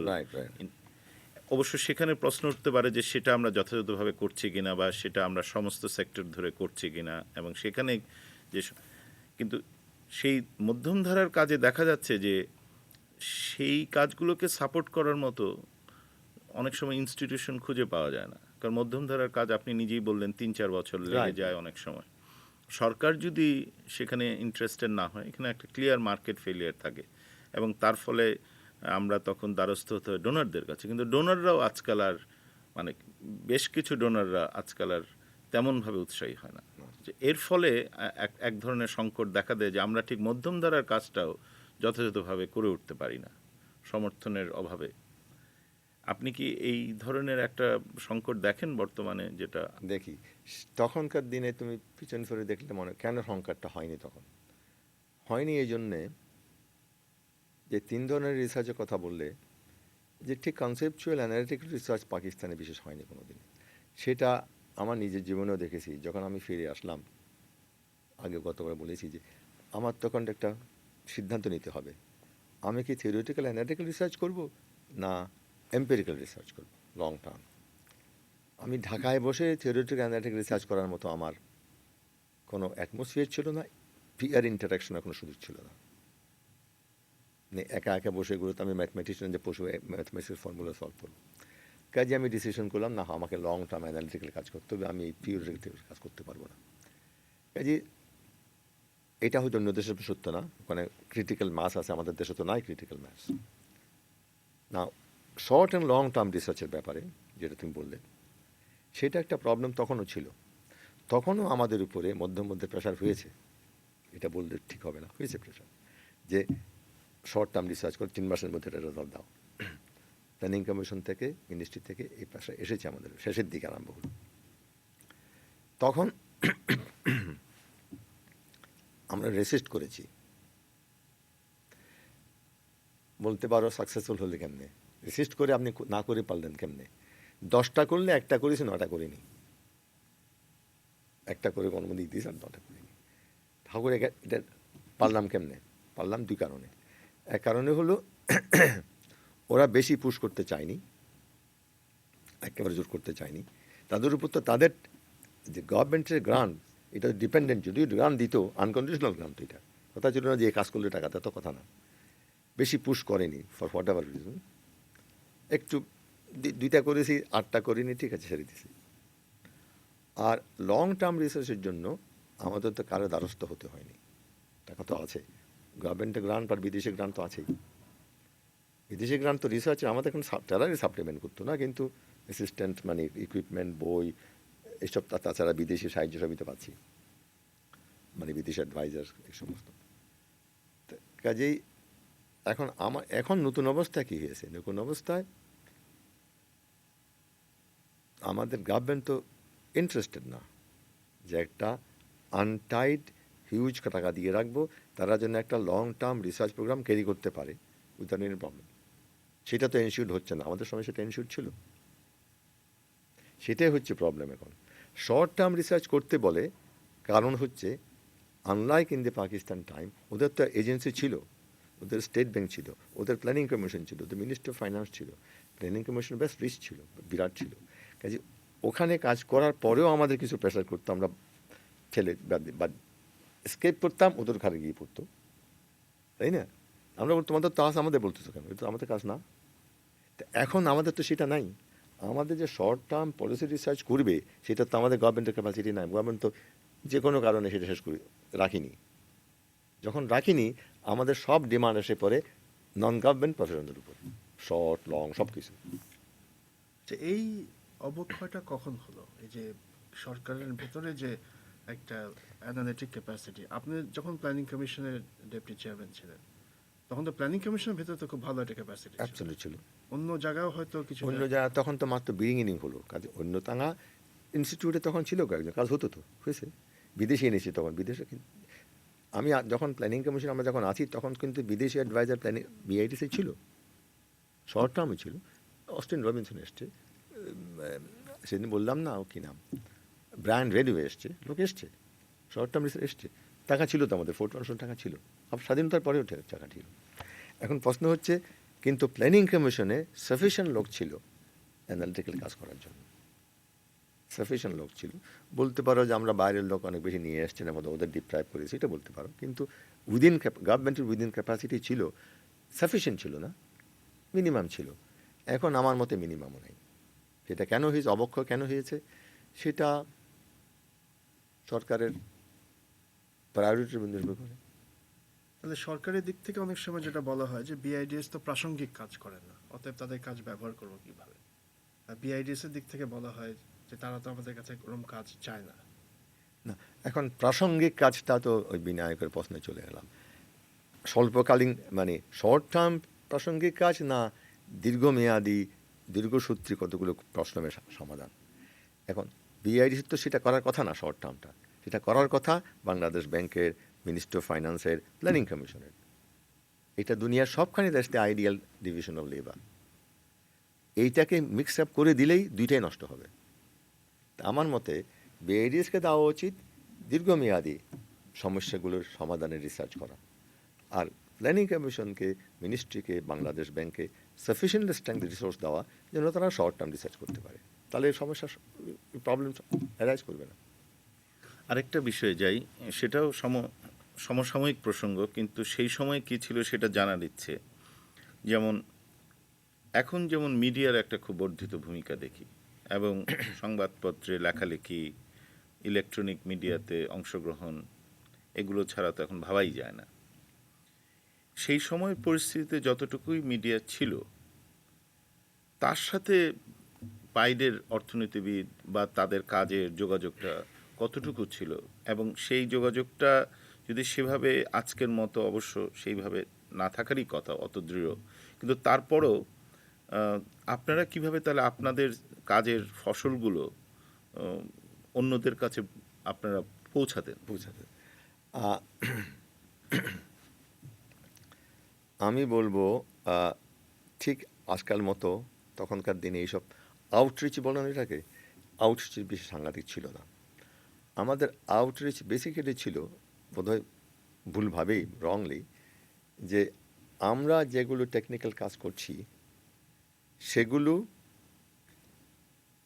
প্রধান গ্রাহক হবে professional economics outside institute and outside institute, গভর্নমেন্টে এবং ইউনিভার্সিটিতে।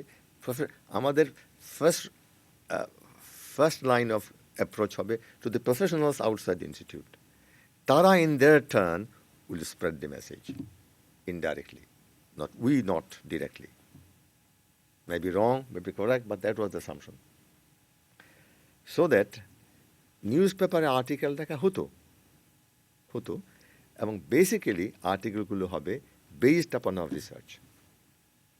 একটা মনোগ্রাফ বের করা হলো, সেটা তো অনেক কঠিন জিনিস থাকে, সেটাকে সিম্পলিফাই করে 3 পৃষ্ঠা একটা আর্টিকেল ডনে বেরোলো, অবজারভারে বেরোলো, হতো। সেটা আপনারাই লিখতেন নাকি অন্য বাইরের আমরা লোকরা? লিখতাম। বাইরের যারা, সেটা তো সিম্পলিফিকেশন, বাইরে না, ইয়েরাই।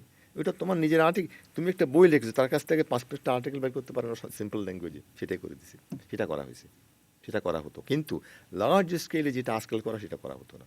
সেমিনার অ্যাটেন্ড করে রেডিও টেলিভিশনে গিয়ে বক্তৃতা দেওয়াগুলো হতো না, এগুলো হতো না। লোকের সংখ্যা কম ছিল, তাছাড়া তখন ট্রেডিশন ছিল না, রেওয়াজ ছিল না। এখন তার রেওয়াজ অন্যরকম হয়ে গেছে। ওই অ্যাসাম্পশন ছিল ওইটা, যে আমি বা লিখছি সেটা তুমি ইউনিভার্সিটিতে পড়বে, তুমি প্ল্যানিং কমিশনে পড়বে, পড়ে তুমি সেটা এটা ইন ওয়েভস স্প্রেড করবে। কিন্তু আপনারা যে একটু আগে যেটা বললেন যে একটা শর্ট নোট আপনাদের কাজের উপর আপনারা সামারাইজ করে লিখছেন, হ্যাঁ, সেটা কাগজ এটা দিচ্ছেন, সেটা এটা একটা প্রোঅ্যাক্টিভলি আপনারা করছে। মানে এখন অনেক সময় দেখা যায় যে খবরের কাগজ থেকে বা টেলিভিশন থেকে তারা আসছে অর্থনীতিবিদদের কাছে তাদের অভিমত জানতে, খুব রেয়ারলি আসতো, তারা আসতো না, কিন্তু আপনাদের একটা নিজের থেকে একটা প্রচেষ্টা, আমাদের রিসার্চ বেসড জিনিসকে সিম্পলিফাই করে 3-4 পৃষ্ঠা লেখা হতো, সিম্পলিফাই করে। তবে ইন্ডিভিজুয়ালদের কাছে আসতো, এটা কারেক্ট, ডিরেক্টলি নিউজ পেপার আসতো, তারা হয়তো লিখতো, কিন্তু এইভাবে না। কিন্তু এই যে বলছেন যে আপনারা পত্র পত্রিকায় সেটার একটা অ্যাবস্ট্রাক্ট বা একটা সরলি একটা ভাষ্য আপনারা লিখতেন, সেটা কি আপনি এনশিওর করতেন যে যাতে যে গবেষকরা করছেন যে কাজটা, তিনি যেন তার সেই কাজের বিষয়টা পত্রিকায় তুলে ধরেন, সেই বিষয়ে কি কোনো প্রতিষ্ঠানের ভেতরে কোনো নীতিমালা ছিল? অ্যাবসলিউটলি অ্যাট র্যান্ডম কোনো রকম নীতিমালা ছিল না, ওর ইনিশিয়েটিভ যে করতে চায়। আমরা ওই যে বললাম আউটরিচ ছিল না, আমরা ইচ্ছা করে গিয়ে তুমি লেখো, এটা যখন রিসার্চ করেছো একটা আর্টিকেল লেখো, এটা কোনো চেষ্টা ছিল না। আমি দেখেছি যে এখানে যেসব থিঙ্ক ট্যাঙ্ক আছে সবার করে। না হলেও কিছু কিছু ব্রুকিংস বা অন্যান্য দু একটা তাদের একজনকে দায়িত্বই দেওয়া আছে কমিউনিকেশনস। আমাদের এখানে ইফ্রিতে আছে, আমার এখানে আছে। প্রত্যেকটা রিসার্চ রিপোর্টে 3 পৃষ্ঠা সিম্পলিফাই করে হাজার হাজার কবি সারা পৃথিবীতে দেওয়া হয়, টেলিভিশনে দেওয়া হয়, ইন্টারনেটে দেওয়া হয়। কোর্স এবং আপনার মনে হয় এটা করা দরকার? এইটা বোধহয় করা দরকার, যদি এখানে তো অডিয়েন্স হিউজ। আমার এখানে অডিয়েন্স হিউজ থাকে। আমাকে এ প্রশ্ন করেছিল সম্প্রতি ঢাকাতে বিএডিএস থেকে একজনে, বাজেটের উপরে বক্তৃতা দিয়েছে, তো কাগজে ফলাও করে উঠেছে। তো যেহেতু তোমাদেরই মতো আমার সঙ্গে সেরকম সম্পর্ক, বিএডিএস এক রুমে আমাকে বলে, স্যার কীরকম দেখলেন? আমি বলি যে এটা ভালো করোনি তুমি। কেন? তুমি যে রিসার্চ করো এর উপরে, তুমি যে বক্তৃতা দিয়ে তোমাকে ফিল না, হ্যাঁ, তুমি কি সম্প্রতি এই সিরিজে কোনো বই লিখেছো, মনোগ্রাম লিখেছো, কোনো আর্টিকেল লিখেছো? না, এটা কি তো বোঝা, আমি না, তা হবে না। তো তুমি করো, আমার তো আমি আই ডোন্ট ডিটারমিন তুমি কি করবে না করবে। যে আমাকে জিজ্ঞেস করছো, আমি বলবো না। তুমি যদি ওই বিদ্যায় পারদর্শী হও, ওখানে রিসার্চ করে থাকো, তাহলে তুমি বলছো আমার রিসার্চের ভিত্তিতে মনে হচ্ছে এই ভ্যালুয়েডেড টেস্টকে আপনি যে এক্সটেনশন করলেন বিভিন্ন এরিয়াতে, সার্ভিস সেক্টর, এগুলো ঠিক হচ্ছে না, এটা আনটুয়ার্ড এফেক্ট হতে পারে। কারণ তুমি সেটা অলরেডি রিসার্চ করেছো, কাজে এখন তুমি বক্তৃতা দিচ্ছ, পাবলিকে লিখছো, দ্যাট আই সাপোর্ট। তুমি একটা জাস্ট অফ দ্য হিপ একটা বলে দিলে, কমন সেন্সের বেসিস কমেন্ট দিয়ে দিলে, তো সেটা তো ভাই আমি বিশেষ উৎসাহিত ফিল করছি না। কিন্তু কেউ যদি কলম লেখে, এখানেও আমরা দেখি অনেকে কলাম ঠিক ইকোনমিক্সে কলম লিখছে, ফাইন, অন্য ইকোনমিক্সদের কথাকে তারা সামারাইজ করে পপুলার ভাবে লিখে তারা। No problem, I agri.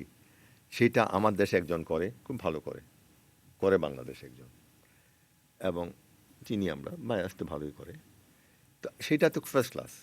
হয়তো একজন এখন ক্রুকমেন্ট করছে না, যে তুমি যে সেটা পেশা করে নাও। অরবিন্দ প্যানাগারিয়া ইন্ডিয়াতে রিমার্কেবলি ভালো করে, চমৎকার লেখে সে, সিম্পলিফাই করে কথা বলে। সেই রকম তো ঠিক আছে, সেটা সবাই করবে। কারণ if you want to specialise, তোমার যদি সেরকম ন্যাক থাকে, করো, আমার কোনো গুড আইডিয়া। কিন্তু একটা প্রবলেম আছে, তোমার রিসার্চ কমে যাবে, কমতে বাধ্য। সেটা তোমার choice, maybe that's what you are better equipped and better able to do. অনেকের তো থাকে ক্ষমতা, যেটা আমি পারবো না সেটা তুমি পারবে, তুমি সেটা করো, আমি ওইটা করি, স্পেশালাইজ করো।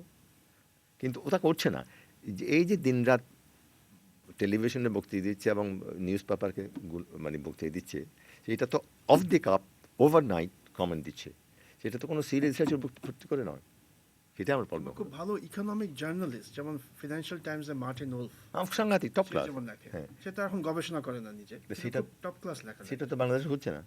আমি যে পড়ছি সেটা কালকে বেজের বাড়ি বেরিয়ে 3 দিন পরে আমি বক্তৃতা দিয়েছি, বিরাট একটা বক্তৃতা পাবলিশ হয়ে গেল। সেটা আপত্তি করছি, আমি আপত্তি করছি না, আমি বলছি সেটা ঠিক সলিড কোনো কন্ট্রিবিউশন হচ্ছে কিনা, আপত্তি করছি না। বলছি এটার কি রিটার্নটা কি sufficiently high to justify this effort.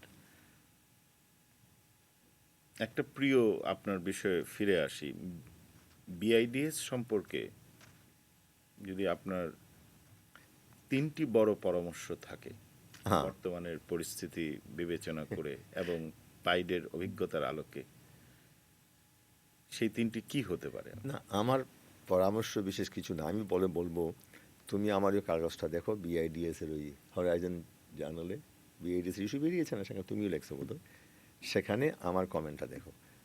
আমি বিআইডিএস সম্পর্কে আমার কোনো পরামর্শ নাই, শুধু মেইন পরামর্শ হলো তাদের যে এই বিরাট বদনামি, যে এরা একটা কনসালটেন্সি ফার্ম করেছে, correct? And secondly some individuals use is umbrella for their own consultancy firm. দুইটা কমপ্লেইন, একটা হচ্ছে when I am working full time for BI, I am really a consultant for somebody else.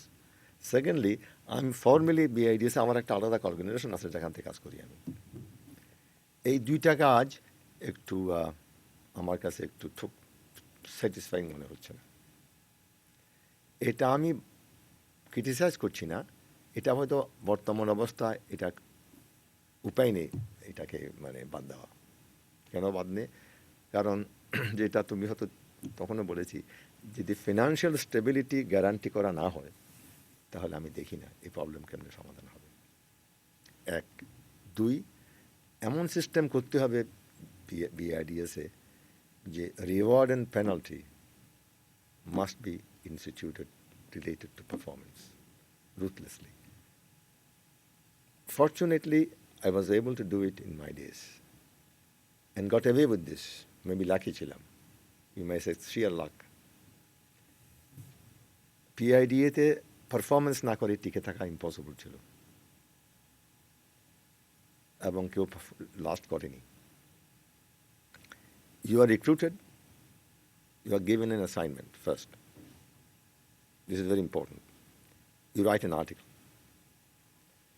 on a selected subject of your choice. তোমার আলোচনা করবো তোমার সঙ্গে, তোমার তুমি জুনিয়র মোস্ট, তোমার সিনিয়র আলোচনা করবে, বিদেশিরা আছে ওরা আলোচনা করবে, you discuss with all of them, maybe this is the best thing I want to do, ঠিক আছে করো। Then you are not dependent on anybody for funds for this research. You do it as a staff member, right?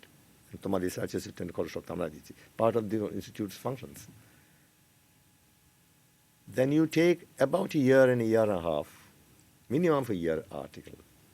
And that article, one of those articles in prefer করছি যে this is that level of article. They are done, redone 3, 4, 6 times a year with the help of comments from within, Pakistani, Bideshi, and comments from outside. And they are published. And then on the basis of that evaluation and other work you have done, you are evaluated whether you are eligible for going abroad for PhD training. That was subject to this performance. After 2 years, you should be sent abroad. Right? যাওয়ার আগে তুমি একটা article publish করে গেছো PID জার্নালে, then you go abroad for PhD 4 years, whatever, 4, 5 years, 4 years, then you come back. So your performance and your reward is directly related. Your promotion, again, performance related. Senior, junior কোনো কথা নাই. When Dr. A.R. Khan was appointed research director, that was a revolutionary institution. This young man, what do you mean by that?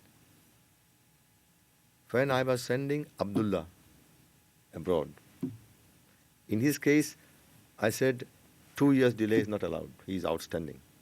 He goes in 1 year. They said, but why are you doing? I said, because that's my judgment.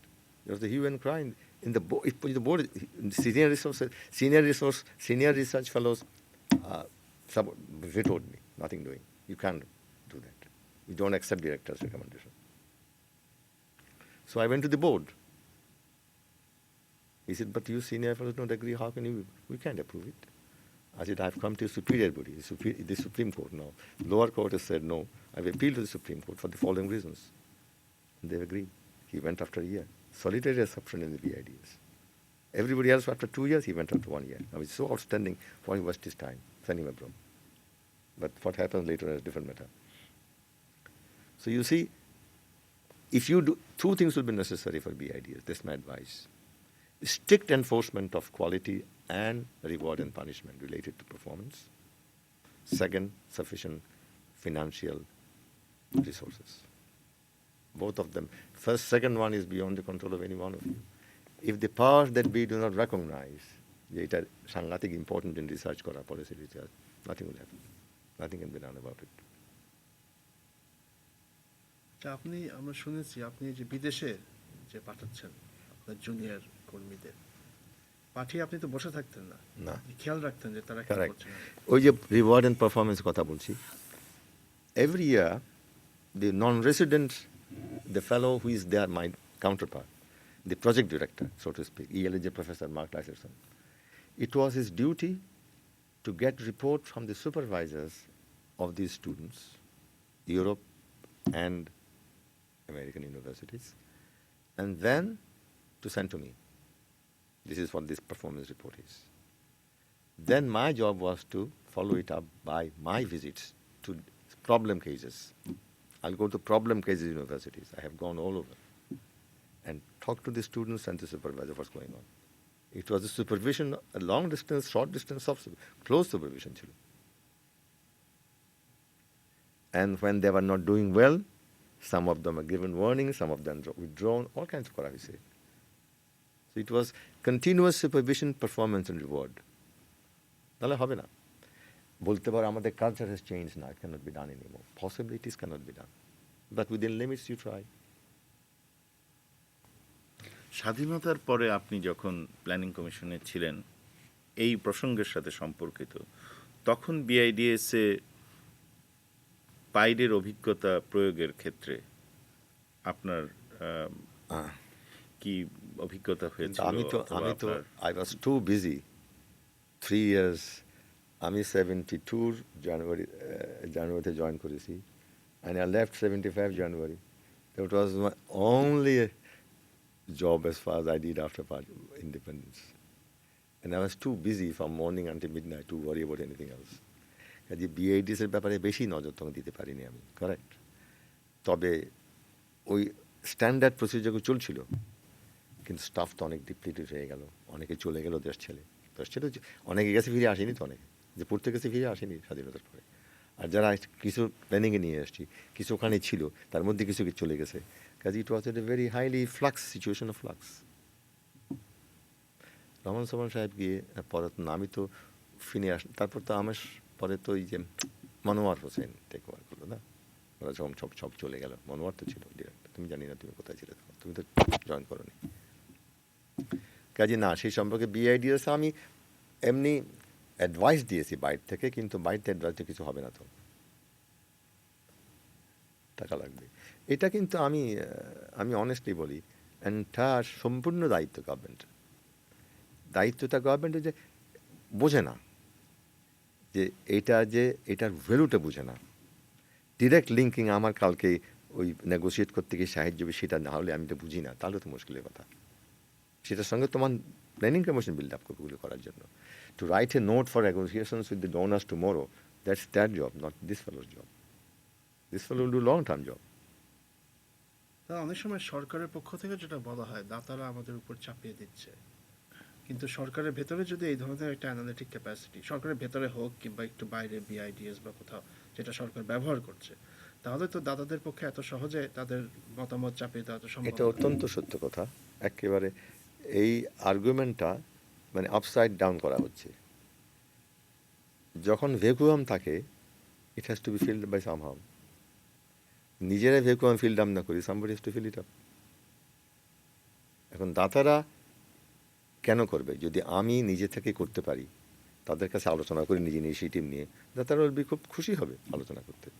অন্য দেশে করছে না, যেসব দেশে ক্ষমতা আছে তারা তো করছে। তো আমরা তো একা না ডেভেলপিং ওয়ার্ল্ডে, যারা ক্ষমতা নাই তারা একদম করে, চিৎকার করে সব চাপিয়ে দিল।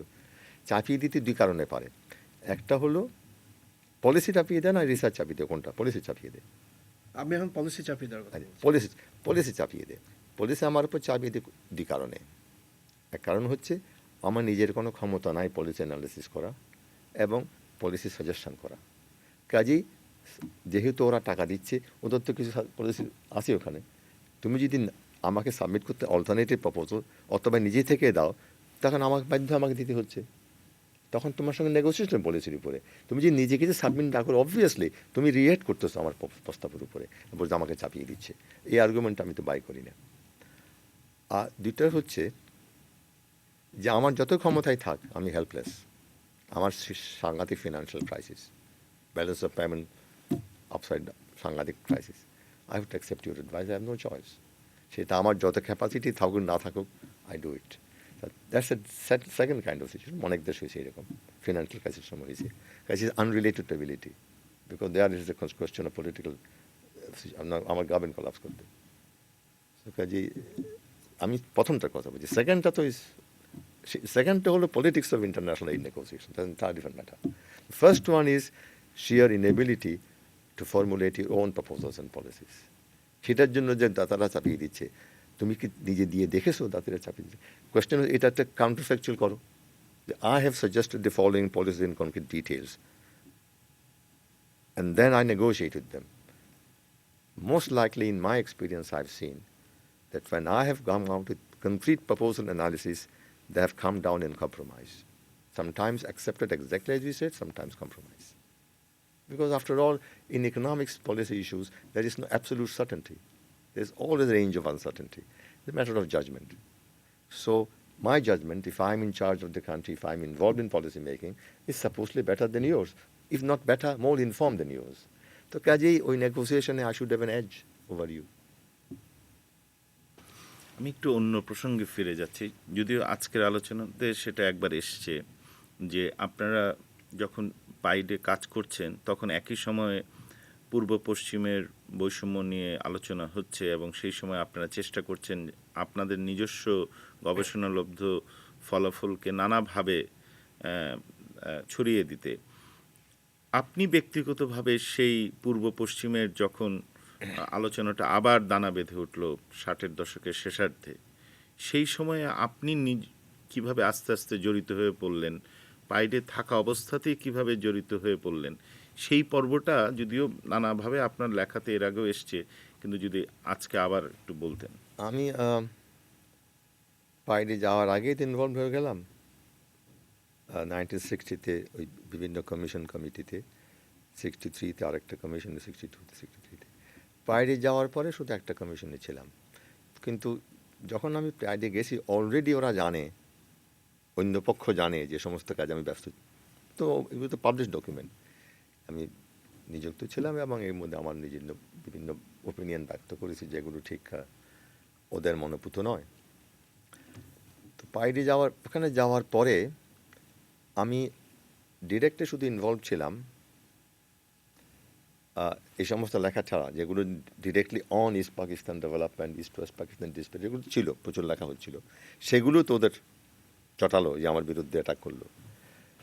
কিন্তু তাছাড়া আমার ইনভলভমেন্ট ছিল বেসিক্যালি ওই ঘুরে ফিরে ওইটাই কমিশনের কাজে, আর বিশেষ কোনো ইনভলভ ছিল না আনটিল বাইরে যাওয়ার পরের কথা বলছি, আনটিল 60 বঙ্গবন্ধু আগরতলা কনস্পিরেটর্স থেকে বাড়ানোর পরে 69 তখনই প্রথম আমার ডিরেক্ট ইনভলভমেন্ট ইন পলিটিক্স আরম্ভ হলো। তার আগ পর্যন্ত হয়নি, তার আগ পর্যন্ত কমিশনে কাজ করেছি, কিন্তু এই প্রথম আরম্ভ হলো। তখন পিএইডিতে আমি বিশেষভাবে নিযুক্ত, কিন্তু তখন হাইতে পিএইডি ক্যারিয়ারের, তখন আমি ইনভলভ হয়ে গেলাম। এবং করাচিতে থাকা অবস্থাতেই কি আপনার একটা যোগাযোগ করে কেমন উঠলাম, কারণ করাচি থেকে সুবিধা ছিল কি, যেহেতু করাচি আমি ছিলাম এবং যেহেতু রিসার্চের সারা পাকিস্তানময় রিসার্চ, আমি কারো পারমিশন ছাড়া সারা পাকিস্তান ঘুরতে পারতাম, আমাকে চেয়ারম্যানের পারমিশন লাগতো না। সো আমি যে কোনো মুহূর্তে ঢাকা চলে আসতেছি, বাজেট তো আমার রেস্ট্রিকশন নেই, তো কাজে সেই হিসাবে বিরাট সুবিধা ছিল। I could fly any time to Dhaka, যে কোনো মিটিংয়ে, ওনার সঙ্গে, বঙ্গবন্ধুর সঙ্গে, অন্য সঙ্গে মিটিংয়ে চলে আসতাম। সেটা কি 69-এর পর থেকেই শুরু হয়ে যায় মিটিং? বেশিরভাবে সঙ্গে সঙ্গেই, immediately after Agartala conspiracy case, উনি বেরোনোর সঙ্গে সঙ্গেই আমাকে খবর দিলেন যে আমি দেখা করি। তার আগে ওনার সঙ্গে জীবনে দেখা হয়নি আমার। মুজিব নিজে খবর দিলেন? হ্যাঁ, উনি খবর দিলেন থ্রু এ কমন ফ্রেন্ড, যে কমন ফ্রেন্ড মানে আমি জানতাম না ওনার সঙ্গে ওনার পরিচয়। তো আমাকে বলে যে আপনাকে দেখতে চাই, খবর দিয়েছে। তো আমাকে চিনে কেমনে, বলে যে আপনার নাম শুনেছে, ব্যাস। তাই বলে যে আমি দেখা করেন, দেখা উচিত, তার সাহায্য চাই। ওই রাউন্ড টেবিল কনফারেন্সের আগে রাওয়ালপিন্ডি, তাকে আমি ঢাকায় গেলাম, একজনের বাড়িতে দেখা হলো লাঞ্চের সময়, তো অনেক আলোচনা করলেন, তারপর থেকে ইনভলভ। আমি বলছি আমাকে সাহায্য করুন, আমি ঠিক আছে। কি ধরনের সাহায্য? ও সে সাহায্য, উনি বললেন যে আমি এখন নতুন কনস্টিটিউশন দেবো, ইলেকশন হবে, কথা দিয়েছি ইলেকশন হচ্ছে, তো কাজে ওই কনস্টিটিউশন 6 পয়েন্ট বেসিসে হতে হবে। তো দুইটা ফাংশন, একটা হলো আমি ইলেকশনের জন্য আমার ম্যানিফেস্টো দরকার হবে, I have to create a programme for election, সেটা আমাকে দেশবাসীকে বোঝাতে হবে, সেটাতে আপনি সাহায্য করেন। 2 নম্বর কথা, তারপরে যখন ইলেকশন হবে, যদি আমি জিতি, ইলেকশনে যাব, মানে পার্লামেন্টে গেলে আমার ফার্স্ট দায়িত্ব হবে ইলেকশনে, পার্লামেন্টে আমি একটা 6 পয়েন্ট বেসিসে কনস্টিটিউশন সাবমিট করব। এটা আমি ইনিশিয়েটিভ নিয়ে করবো, আমি বলবো যে এটা আমার প্রস্তাব প্রথম দিনে, এই 2 কাজে আপনি সাহায্য করেন। কাজে বলি ঠিক আছে, রাজি হলাম। আপনি তো সরাসরিভাবে কখনোই রাজনীতির সাথে 50-এ বা 60-এর দশকে গোড়া ছিলেন, আপনি হঠাৎ কেমন হলেন? হঠাৎ কি করে রাজি হলেন, বা আপনার এই মানসিক পরিবর্তন কিভাবে আসলো? মানসিক নাকি পরিবর্তন অনেক দিন ধরেই আসছিল, এটা জাস্ট প্রতিফলন মাত্র? পলিটিক্সে আলোচনা ছিল না, ইস্যু তো ছিল। তো ইস্যু তো আমি 50 থেকে ইনভলভ, আমি তো বললাম না যে 60 থেকে 59 থেকে ইনভলভ। কাজে এখন দেখলাম যে 66 থেকে 69 পর্যন্ত যা ঘটতো তখন তো আমি করাচিতে, তখন ওই হোল পিরিয়ডে আমি কনভিন্সড হলাম যে ভবিষ্যৎ নাই, যে পথে চলছে সেই পথে চলবে না, এই দেশটার ভবিষ্যৎ নাই এই পথে। আর তাছাড়া ওদের সঙ্গে দিনরাত কাজ করে তো বুঝতেছি এটা। আমার ওই পাকিস্তানে থাকার এক্সপিরিয়েন্সটা ওয়াজ ভেরি ফ্রুটফুল। ওদের অ্যাটিচিউড, ওদের কথাবার্তায় বোঝা যাচ্ছে এটা টেনেবল সিচুয়েশন না, এটা একটা সলিউশন বের করতে হবে। কাজে I became interested in helping to find a solution.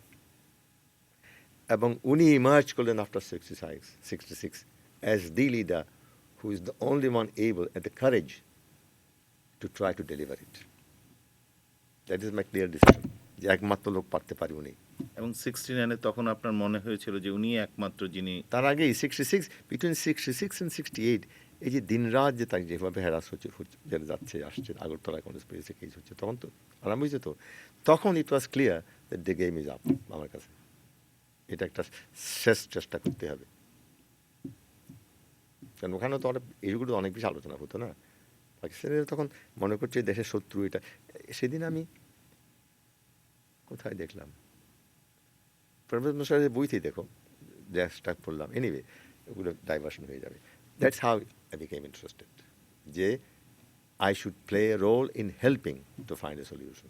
এবং তার জন্য তো আপনি একটা ঝুঁকিও নিলেন, ব্যক্তিগতভাবে এবং পেশাগতভাবে ঝুঁকি নিলেন। এটা কিন্তু সত্যি কথা বলতে গেলে এই ডিস্টেন্স অফ টাইমে আমার কাছে অদ্ভুত লাগে। আমি কেন আমি ডিডন্ট থিঙ্ক টুয়াইস।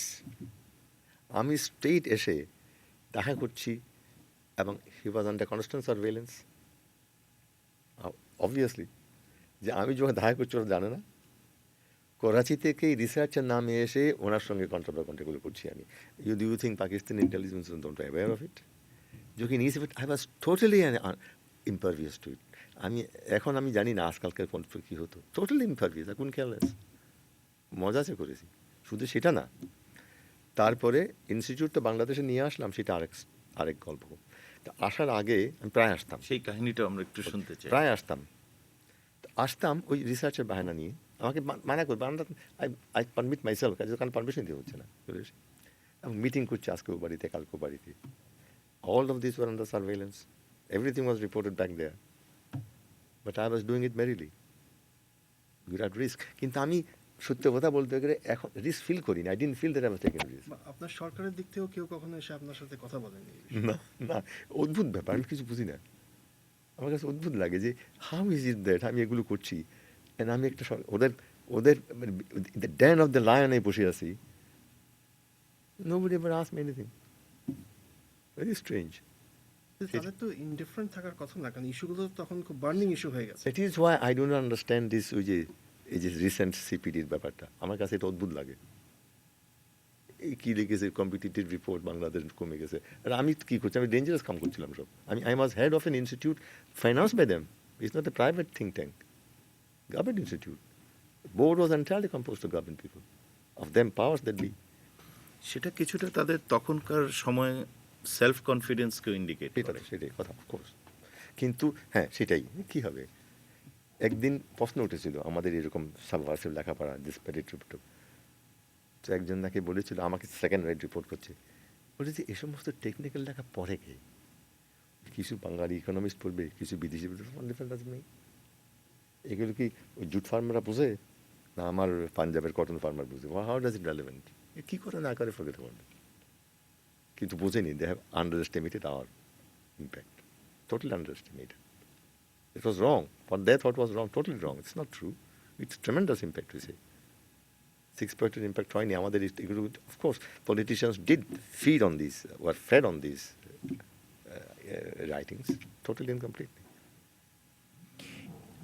ওই সময়ে যারা পাকিস্তানে ছিলেন সেখানেও তো অন্তত নগণ্য হলেও বেশ কিছু রাজনীতিবিদ ছিলেন যারা হয়তো এই পূর্ব পশ্চিমের ইস্যুতে, বা রাজনীতিবিদ বা অর্থনীতিবিদ ছিলেন যারা হয়তো বাঙালি নাও হতে পারেন, কিন্তু তারা পূর্ব পশ্চিমের ইস্যুতে সহানুভূতিশীল ছিলেন। তারাও নিশ্চয়ই কখনো কখনো কোনো পার্টিতে বা সেমিনারে বা ব্যক্তিগতভাবে আপনাকে বলেছেন যে এই ইস্যু নিয়ে আমাদেরও সমর্থন আছে।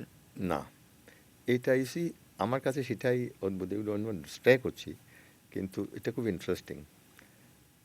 আমাকে যখন লোকে বলে, এটা অন্য সাবজেক্ট বলতে, যে যে পাকিস্তানিরা জানতো না বাংলাদেশে কী হচ্ছিল 71-এ। একটা কথা বলো, 71-এ বাংলাদেশে কী হচ্ছিল পাকিস্তানিরা জানতো না, স্ট্যান্ডার্ড আর্গুমেন্ট। সেকেন্ড আর্গুমেন্ট হচ্ছে, যারা পাকিস্তানি ছিল এই বিফোর 71, পাকিস্তানিরা অনেক লিবারাল পাকিস্তানিরা ছিল, তারা মনে করতো যে they are sympathetic to our cause. I didn't have this encounter. অন্যরা হতে আমি জানি না। আমি এইটা জানতাম, আমি একটু সিনিক্যাল হতে পারি এর সম্পর্কে, আমি এটা জানতাম যে এক ধরনের পাকিস্তানি ছিল, পাঞ্জাবিরা না, এই যে পাঞ্জাবিদের একটা আমি অ্যাডমায়ার করতাম তখনকার কমপ্লেক্সে। আমি খুব কিন্তু তোমাদের কথাবার্তা কমপ্লিটলি ফ্র্যাঙ্ক কথাবার্তা বলছি, এগুলো হয়তো ডিপ্লোম্যাটিক্যালি বলা ঠিক না। পাঞ্জাবিদের একটা সুবিধা ছিল, তারা যা ফিল করতো তাই বলতো, লুকাতো না। অবভিয়াস তারা কি মনে করছে about me, it was so clear. They didn't have anything to conceal that they didn't like me. They were very clear about it. Not personally, my policies, my opinions. At the same time, personally they showed adequate and sometimes great respect. It was peculiar, আমি বুঝলাম না কেন। I could walk into the top secretaries of government of Pakistan. I was very young man in those days, very young. I was late 30s. I could walk into anybody's room and get the most confidential data for my research. Never faced any problem. One problem very serious. Bilateral trade agreements of communist countries. Publish করা হতো না Pakistan. Bilateral অনেক কিছু কারবার ছিল এর মধ্যে, defence এইটা ওটা অনেক কিছু কারবার ছিল, চায়নার সঙ্গে এদের সঙ্গে অনেক কিছু ছিল না। I wanted to study trade agreements with communist countries. তো আমার রিসার্চার পাঠাইছি Pakistani. Are you mad? No, no way. This is so confidential. How can I give it to you? We can give you aggregate data. I wanted each of the trade agreements to be read, analyzed. And I had Kidron বলে একটা leftist, Trotskyist British economist. He was my advisor. He was very interested. রাসায়ন ভাষাও জানতো। আমি ঠিক আছে, তুমি আমার সঙ্গে করো, আমি এবং তুমি, আমি নিজে ইন্টারেস্ট নিলাম, ট্রেডে কাজ করি আমি। Everybody was rebuffed, nothing doing, no data. Secretary of Commerce was a very senior civil servant, Pakistani, Punjabi. Jaffrey, yes, very powerful. So I went to Rawalpindi, তখন করাচিতে আমি ইসলামাবাদ দেখেছি, গিয়ে I called him up. চিনতো এমনি, because আমি তো ওইসব কমিশন ফমিশন করতে সবাইকে চিনি তো, বিকজ অফ কমিশনস। যাইয়ে প্রফেসর সাহেব চা খাই কি সারা, তা মনে করি আমি সোশ্যাল কল করতে মনে করছি, আমি তোমার কাছে কাজে এসেছি। কী কাজ করতে পারি আমি যে এই ট্রেড এগ্রিমেন্টে কাজ করছি আমি, I want access to the original agreements. তাই নাকি? প্রবলেম কি? এগুলো নাকি তাই নতুন এসছে সেই ডিপার্টমেন্টে, 6 মাস 1 বছর। জয়েন্ট সেক্রেটারিকে এডিশনাল সেক্রেটারি রাখেছি, বসো। প্রফেসর সাহেবের কী প্রবলেম? উনি চারটা দিচ্ছ না কেন? প্রফেসর এগুলো তো সাংঘাতিক কনফিডেন্সিয়াল, আপনি তো জানেন না এগুলো, এগুলো তো সাংঘাতিক, এগুলো তো ইন্টেলিজেন্স ক্লিয়ারেন্স অনেক কিছু আছে, ডিফেন্স এগ্রিমেন্ট অনেক কিছু, ডিফেন্স ইকুইপমেন্টও আছে। তাই নাকি? স্যার তো ওনাকে তো প্রফেসর সাহেব খুব রেসপেক্ট করি, কিন্তু ওনাকে তো স্যার এগুলো দেওয়া যাবে না। তারপরে কী হিসাবে দেওয়া যাবে? আমি চাই উনি দেন, আমি কোনো এইসব গোপন কিছু রিসার্চ করবে স্যার, তাহলে আপনাকে নিতে হবে এগুলো। We can give it to you and you can take it, we can give it to him. সই করতে হবে ফাইলে। বলে ঠিক আছে, আমাকে দাও। So he took the data for his personal use and hand it over to me. ওদের সামনে এবার নিয়ে যান, but take everything you like, go inside and ask your man to come and take. I have never forgotten this. But he, in the committee meetings, was fighting with me. That these are very peculiar contradictions in the system. I quite understand. Not contradictions, আমার মনে হয় যে আপনি যেটা বললেন যে সেই সময়কার রেওয়াজটা একটু ডিফারেন্ট ছিল, তখনকার একটা স্টাইল ছিল বোধ হয়। Anyway, so your answer question হয়ে গেছে তোমার এখানে, এই আর কি। It's very different. এখন সেই প্রবলেম আছে। এখন বাংলাদেশে একটা খুব নাম করা লোক আমাকে বলেছে, ইকোনমিস্ট, যে আমি বেশি ক্রিটিসাইজ করি না গভর্নমেন্টকে, আমি কেন চুপ করে থাকি কেন, তুমি আমাকে ভিতরে বলো বাইরে বলো না কেন, ওই যে বেশি বাইরে বললে I would not get access to data for my research. I was taken aback. You see the point? So it is different world altogether. I belong to an ancient world of different values. এটা হতে পারে যে আমি যদি criticise করি আমাকে access দেবে না ডেটাতে। আচ্ছা, পাকিস্তানের যে ইকোনমিক এস্টাবলিশমেন্ট যাদের নিয়ে আগেও কথা হয়েছে, এই যে যখন 6 দফা নিয়ে কথা হচ্ছে ইত্যাদি, ক্রমশ স্বাধীনতার ব্যাপারে কথাবার্তা হচ্ছে, তারা কিভাবে দেখছে ওই জিনিসটা? আপনার কাছে মনে হচ্ছিল ইনএভিটেবল এটা? তারা মনে করছিল, তার দুই দল মনে হচ্ছিল। একদল হলো there are some in the Pakistan establishment, they thought it was inevitable, but delay the process as much as you can. কেন ডিলে কেন? Because ডিলেতে আমাদের লাভ আছে তো। ডিলে করলে the longer we delay, the more we have the resources, the power to prepare for an eventual takeover by them. For example, defense establishment, huge defense establishment. ঝট করে যদি আজকে চলে যায় তাহলে তো কলাপস করবে, কারণ ফরেন এক্সচেঞ্জ কম্পোনেন্ট তো ওখান থেকে আসবে, তাই না? এখন এইটা আনসার্টেন, চায়না আমেরিকা কোন দিকে, কাজে ডিফেন্স হিউজ এস্টাবলিশমেন্ট, এটাকে ঝট করে ডিস্টেবিলাইজ করা হয়ে যেতে পারে যদি ঝট করে চলে যায় ওরা। সেকেন্ডলি, ডিলে করলে আমার যত রিসোর্স আমি পাচ্ছি, রিসোর্স শেষের দিকে কী হলো, it's not A question of resource transfer of east two West, but a predominant share of the foreign assistance in the name of the entire country using there. That is the point you made last. You see, পরে তো 60s এর প্রথম দিকে ওইটা বন্ধ হয়ে গেল, but then the huge amount of foreign aid was there in the name of entire country. That was clear when যখন negotiate করছিলাম debt repayment জন্য after independence. That is the problem. It was huge there. Why should we pay? That was the argument they made. So ওইটাতে বিরাট ক্ষতি হতো। Therefore, you give them up slowly. When the cost of holding them would be more than the benefit. So long as the benefit of holding them exceeds the cost is okay. 1945, post-war for England, the cost of holding India was higher than the benefit. So, Attlee has to give up. Same thing here. I see it exactly now. এক অংশের, আপনি বলেন এক অংশ এটা বিশ্বাস করতো, মোর sophisticated The powerful section. যেমন কারা এরা? Establishment, the military establishment and the senior civil service establishment. কিন্তু তারা নীতিগতভাবে মেনে নিয়েছিল যে এক সময় এটা চলে যাবে। No, sorry, good question. In that establishment, small section such as Amibul Bai Muhammad, who was very sophisticated chairman of the planning commission, and his group. কারণ আমি তো ইনফিনিট মিটিং করছি ওদের সঙ্গে, I could see the logic the way they analyze. It was clear to me that they know what will happen, but then, why now? But the army and their group thought, no, easy to keep them, no problem. Keep them down. To hold those characters is not serious problem, because their logic is different. This logic হচ্ছে, I will hold them as long the cost, he is economist, মানে economics না, but economic analysis করে, the cost of holding them does not exceed the benefit. আমার মনে হয় এই শেষে যেটা বললেন সেটাই সত্যি, কারণ না হলে ওই 25শে মার্চে অত বড় ক্র্যাকডাউন এবং এত কিছু তারা করতো না। Obviously. You see, I think that group which came to negotiate, they were not fooled. They were sent to delay the process, to prepare the transfer of all the soldiers and all the equipment, etc. So, therefore, that was Imam Muhammad again. So, when they used to come and tell me, the negotiators, that, well, they're almost agreeing, I said, I don't believe it. It's impossible. If I know them, it's inconceivable. There's something behind it. It cannot be. How can they have? এই গ্রুপটা M Ahmed, ছোট minority গ্রুপটা, এরা আপনাদের সাথে এসে ওদের ইয়ে ছিল, ঠিক আছে ডিলে হওয়া উচিত, এবং আপনাদেরকে এসো কি সেই ধরনের পরামর্শ? No, never. This is my reading of what the way they acted.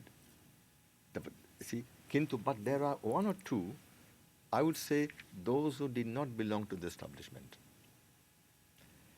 Let's say the migrants from India. তারা বোধহয় একটু sympathetic ছিল, কিন্তু I am not sure. You know why? Their problem was very peculiar.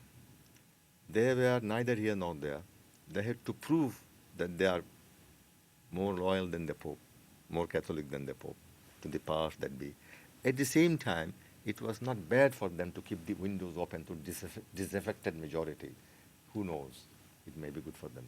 যেমন Eh? তাদের কথা You বলছেন। people are. Sorry, I shouldn't say that. Migrants from India. তারা তো ওই অবস্থায়. They were in neither here nor there, but they were powerful. They were in jobs here in the beginning. So they had to keep their, with the power should have Punjab. So how do you keep the balance? So আমাদের মধ্যে মধ্যে cultivate করে মনে করতো যে ওদের মধ্যে একটু অফসেট করা যাবে, because they keep their options open, nobody knows. তারা সিম্পেথি দেখাতো, কিন্তু I was never convinced about the sympathy, because maybe I was cynic. এবং শেখ সাহেব এই এই ইস্যুগুলো সম্পর্কে জানতেন, আপনাদের মাধ্যমেও কিছুটা উনি না না, উনি নিজে পলিটিক্স আমাদের চেয়ে 100 গুণ বেশি বুঝতেন উনি। That was his past master, he knew all that very well, he had contact with all of them, he knew very well. You see, Sindh, Balochistan, তখনও যে অবস্থা এখন যে অবস্থা, এখন অ্যাগ্রিভেট হয়েছে। They are deprived even then. So the question was, is he trying to manipulate Sindh and Balochistan on his side? That was the main issue. They were very furious that he was trying to manipulate them to bring to his side. You can't start manipulating our people. So, আপনি তখন যে ধরনের আলোচনায় শেখ সাহেবের সাথে আপনি ছিলেন এবং যারা সেই আলোচনায় অংশ নিতেন, সেটা কি মূলত অর্থনৈতিক বিষয়ে আলোচনা ছিল, নাকি কখনো কখনো এটা অর্থনীতি করে রাজনৈতিক অর্থনীতির মধ্যেও যেত? অর্থনৈতিক যেটা পলিটিক্যাল ইমপ্লিকেশন সেটা আলোচনা হতো। হ্যাঁ, হতো। পলিটিক্সের যে যেমন কিছু যদি উদাহরণ দিয়ে বলেন। কিরকম বলা হবে? যেমন পলিটিক্স কি হিসাব, ওটা তো আমাদের অর্থনীতি তো পলিটিক্সে মেইনলি, 6 পয়েন্ট তো পলিটিক্স এন্ড ইকোনমিক্স কম্বাইন্ড। যেমন এক পর্যায়ে আপনি বলেছিলেন এক সময় যে এই যে 6 দফা যে শেষ পর্যন্ত পুরোপুরি ওয়ার্কআউট করে না, সেটা তো উনি জানতেন, যখন বুঝিয়ে দেওয়া হলে বলতেন, উনি বলছেন ভালো কথা, অসুবিধা কার, ভালো কথা, ভেরি গুড। সেই বিষয়টা যদি আরেকটু, না আমি আমরা যেহেতু এখন আমরা সাক্ষাৎকার নিচ্ছি, সেটা হলো যে 6 পয়েন্ট যদি তুমি ভালো করে পড়ে দেখো, দেখা যায় it's only consistent with a very extreme form of loose confederation, যেখানে অটোনমাস দুইটা state virtually independent, they have almost an agreement that we will share an army and we will share resources for the central expenditure. Besides that, we collect our own revenue, our foreign aid, everything is independent. So it's not a model for a country or a federation. Central government independent power of taxation থাকবে না, it's inconceivable in a federation. Who will give them money for the running their army, a joint army? Correct? And secondly, we will have a paramilitary force on our own. The size and shape and the equipment of which will be decided by us. Is it a viable in one country? Is it conceivable? Didn't they understand this? They were not fools, they knew what it meant. How can you have a constituent unit having its own paramilitary force, of which I decide the composition of the force, equipment, everything? Totally. I can have them own missile, because I have resources of my own. And I will negotiate aid independent on my own. So what kind of country is this? So once you explain all this, is 6 point in the popular parlance doesn't mean all this. They don't understand this. Once you go into all this, so obvious, this is a ridiculous situation. And they understood it. That was why 25th of March. That was the answer. এবং সেটা যখন আপনি বললেন, তখন উনি বললেন, He said, fine, I want that. What's the problem? Paramilitary force only বুঝতেছে না, how can you have a unit of a country paramilitary force of which I decide the size, content, composition, everything? এটাই কিরকম কথা? যুদ্ধ হয়ে যাবে, যুদ্ধ হবেই তো, হয়েছে। Secondly, I go there and I'll be in majority. Not only I will have all the resources of my own, I go to the central government, I am the majority, and single majority vote আমি decide করবো। What kind of country is this? Why would they tolerate this? Not only you take everything away and you go there, control them. I mean, it's outrageous. that any Pakistani sense will accept this. এবং পাকিস্তানি কোনো অর্থনীতিবিদকে এই বিষয় নিয়ে কখনো আপনাকে বলেছেন যে এটা আসলে পাকিস্তানকে ভেঙে ফেলবে বা They এই never যে took it. অর্থনীতি They never took it serious. This is all bogus. They thought 6 point is independent country. Why do we discuss this proposition? Why do you discuss this? It's not a subject to be discussed. It's so obvious it's not one country. The West Pakistan economy has no illusion. কিন্তু আমাদের এই বাংলাদেশে অনেক অন্তত একাংশের মধ্যে আমি শুনেছি কখনো কখনো হ্যাঁ। যে 6 দফাটা ঠিক আসলে স্বাধীনতা নয় এবং শেখ সাহেব স্বাধীনতা চান নাই, Correct. অথবা এক ধরনের উনি একটা স্পেস রেখে দিয়েছেন। Correct, correct. এখন প্রশ্ন হচ্ছে এটা সবই তুমি যদি 6 দফাকে it's like reading any book. You can read summary, you can read Ingreji, you can read also each individual point এবং তার elaboration. My job was to tell him how do you implement each of your points. When you go on implementing, it becomes a very strange creature. That creature is not consistent with one country. It is conceivable with a very loose confederation. It's like confederation of independent states of the Soviet Union breakdown, or Commonwealth of Nations, British government. You can agree to share some resources, can't you? এই Australia Canada আমরা ছিলাম না আগে Commonwealth, তো they could say all right কুইনের খরচের 10% আমি দেবো, so therefore that's one also this is something like that. কিন্তু একটা হতে পারে যে বঙ্গবন্ধু যখন প্রথম 6 দফার কথা বললেন তখন হয়তো উনি বুঝেননি, তখন উনি অটোনমিটাই চাচ্ছিলেন। কারেক্ট। কিন্তু যখন উনি বুঝলেন আপনাদের সাথে কথা বলার পরে, তো উনি কিন্তু তখন বলেননি যে ওরে বাবা আমি যাচ্ছি না এদিকে। উনি বলছেন ঠিক আছে, ওটাই যদি ইমপ্লিকেশন হয়। আমি অনেস্টলি বলি, I think between 66 and 69 or even earlier he became convinced the game is up. The way is, this is my reading of situation of discussion with him endlessly. Now, how do I initiate a process আমি বেশি রক্তপাত না করে বাড়িয়ে যেতে পারবো? আর তার কোনো উদ্দেশ্য ছিল না। তখন ডিটারমিন হচ্ছে আমাকে বেরোতে হবে, কোন পথে বেরোলে সবচেয়ে কম কষ্ট হবে। এই কথা বোধ উনি ঠিক করেছেন আমার মনে হয় আর্লি 60s। আমি তো প্রমাণ দিতে পারবো না, আমি ওনার সঙ্গে যে দিনের পর দিন আলোচনা, এইটা আমার কনভিন্সড যে উনি ঠিক করেছেন পথ কি জানা আছে ওইটাই। সেই পথে যাওয়ার উনি he was not sure how do you go there. ওই 66-এর পরে রিয়াকশনে বুঝলেন আর কোনো উপায় নেই, কারণ যেতে হবে ওখানে যাওয়ার জন্য, কিন্তু এমন একটা পন্থা বের করতে যেন বেশি রক্তপাত না হয়, সাংঘাতিক অবস্থা হয়ে যায়। আপনি ছাড়া সেই আলোচনায় অন্য কোনো পাইডের অর্থনীতিবিদরা কি ছিলেন কখনো? পাইড না, রহমান সোবহান, আমি, আনিসুর রহমান। কিন্তু এই যে আলোচনা আপনি করতেন, সেটা এসে কি আপনি কখনো অন্তত আপনার কলিগদের কেউ কেউ কি জানতেন, বা কেউ কেউ কি তাতে আপনার জন্য কোনো কাজ করে দিতেন, বাড়তি কাজ, যেটা হয়তো আপনার কাজে সহায়তা করেছে? বাড়তি কাজ করেছে এরা করেছে। সেটা অনেক পরে 71 নেগোসিয়েশনের সময় কিছু এটা বের করে করছে, স্বদেশরা কাজ করেছে সাহায্য, কিন্তু সিরিয়াস এগুলো ব্যাপারে নো। যেটা এখন করছে সেটা হয়েছে ওইখানে বসে দিনের পর দিন রহমান সোবহান, আমি, কামাল হোসেন, শেখ সাহেবের সঙ্গে সবাই ছিল সেখানে, আর তাজউদ্দিন, মোস্তাক, আনিসুর রহমানও ছিলেন। আনিসুর রহমান, মোশাররফ হোসেন না, 3 জন শুধু, আমি, রহমান সোবহান, আনিসুর রহমান, ইকোনমিস্টের মধ্যে। আর সরওয়ার মোর্শেদ, মোজাফর সাহেব মারা গেছেন পলিটিক্যাল সায়েন্সের, কামাল হোসেন, এরা সংবিধান বিষয়ে আপনারা তখন কি ভাবছিলেন? যেটা 72 সালের সংবিধান হয়েছে, সেটার কি কোনো পূর্ব আদল কি তখনই তৈরি করছিলেন? হ্যাঁ, এটাই।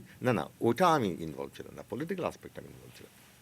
কিন্তু তাহলে সংবিধান ইন্ডিপেন্ডেন্ট দেশের সংবিধান, এটা হচ্ছে পাকিস্তানের সংবিধান। He was preparing for a constitution to be presented to the Parliament of Pakistan after election when he was present there. দেশ ভাগের আগে, দেশ ভাগ করে দেবে, এবং তার যে অর্থনৈতিক বিষয়গুলো সেটাই করার জন্য। এবং তার যদি দু একটা বিষয় সম্পর্কে একটু আলোকপাত করেন। বললাম যেগুলি তো সবগুলো। আচ্ছা, এই যে মানে রিসোর্স কি হবে, এই যে মনে করো বলে যে ফরেন এক্সচেঞ্জ দুই পক্ষে আলাদা আলাদা থাকবে, এটার মিনিংটাই, এটার মানেটা কি? আমার ফরেন বলতে সুবিধা, আমার ফরেন আমার থাকবে, তোমার থাকবে। আমি যে তোমাকে ইন্টারভিউ ট্রেড হবে না, ইন্টার পাকিস্তান ট্রেড, ওটা পেমেন্ট কী হিসাবে করবো? How come? এটা কী হিসাবে? পাকিস্তানের টাকা না আমার টাকা একটা হবে? Conceivable now. You see, the moment you go into this, you get a problem. I think it has to be settled in foreign exchange. And what does it mean? Have you thought about it? কিসে করবে? কোন টাকা তার মানিটাকে দেন, you lend money to West Pakistan, তাই তো হবে এখন যা করছেন। আপনি সারপ্লাস করলেন পাকিস্তানের সঙ্গে, সেটা সেটেলমেন্ট কেমনে হবে? আপনি তো ফরেন এক্সচেঞ্জ আলাদা করছেন, সব কিছু আলাদা, ওইটা সেটেলমেন্ট কেমনে হবে? পাকিস্তান টাকাতে করবেন কি আপনি? আপনি তো সারপ্লাস হচ্ছে, you have to convert foreign exchange. তো এইভাবে you gone to details. Tajuddin সাহেব থাকতেন সেই মিটিং। ওরে সর্বনাশ, he was the most active, most capable, most informed participant, outstanding participant. আমি তাজউদ্দিন সাহেবের সম্বন্ধে একটা বই বেরিয়েছে না, ওনার মেয়ে একটা বই বেরিয়েছে, ইন্টারভিউ করতে, তোমাকে দিয়েছে কিনা জানি না, আমার ইন্টারভিউ সেখানে আছে, এগুলো বলেছি আমি। He was the best, the best. আচ্ছা, আপনারা এই যে অনেক জটিল বিষয়ে আলোচনা করছেন রাজনীতিবিদদের সাথে, হুম।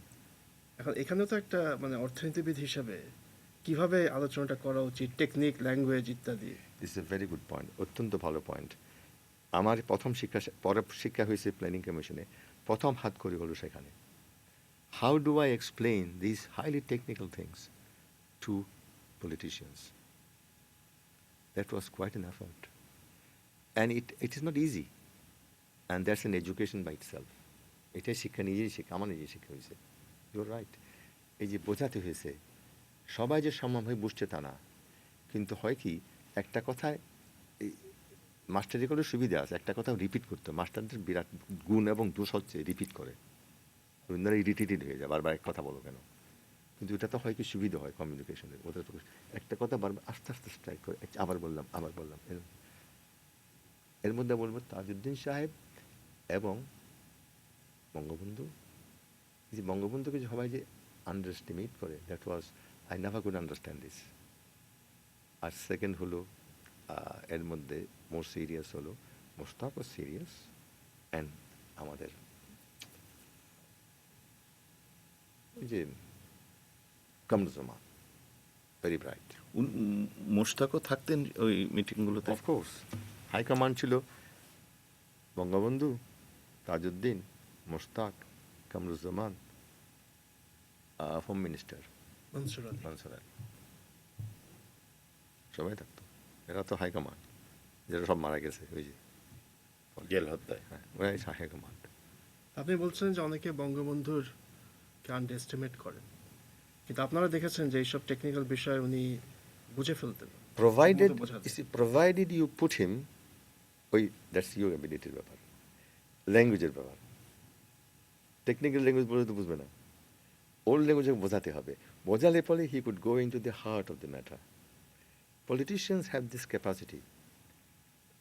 অনেক politician doesn't have to be sophisticated PhD holder, you have to communicate to them in a simple implications of this. সব complication বোঝে না naturally, that is why his trust in you is very important, that you are looking after the complication, that he must have confidence in you enough, otherwise he cannot catch the total picture. কিন্তু heart of the matter সব politician যারা ডিসিশনটা বুঝতে হয়, নাহলে impossible decision নাও। ট্রাস্টের কথা বলেন, এটা খুব গুরুত্বপূর্ণ, কারণ তারা যদি মনে করে যে আপনি অর্ধেক তাকে বলছেন, বাকিটা বলছেন না, বা আপনার নিজস্ব কোনো একটা এজেন্ডা আছে, তাহলে সারছে, তাহলে no head of the state government can operate, absolutely zero. However brilliant you are, however brilliant he is, no way, it will not operate. He must have trust that you don't have an agenda, that you are telling him the whole truth, nothing but the whole truth. এটা না হলে তো function করতে পারবে না, কারণ he has no time to go all the details.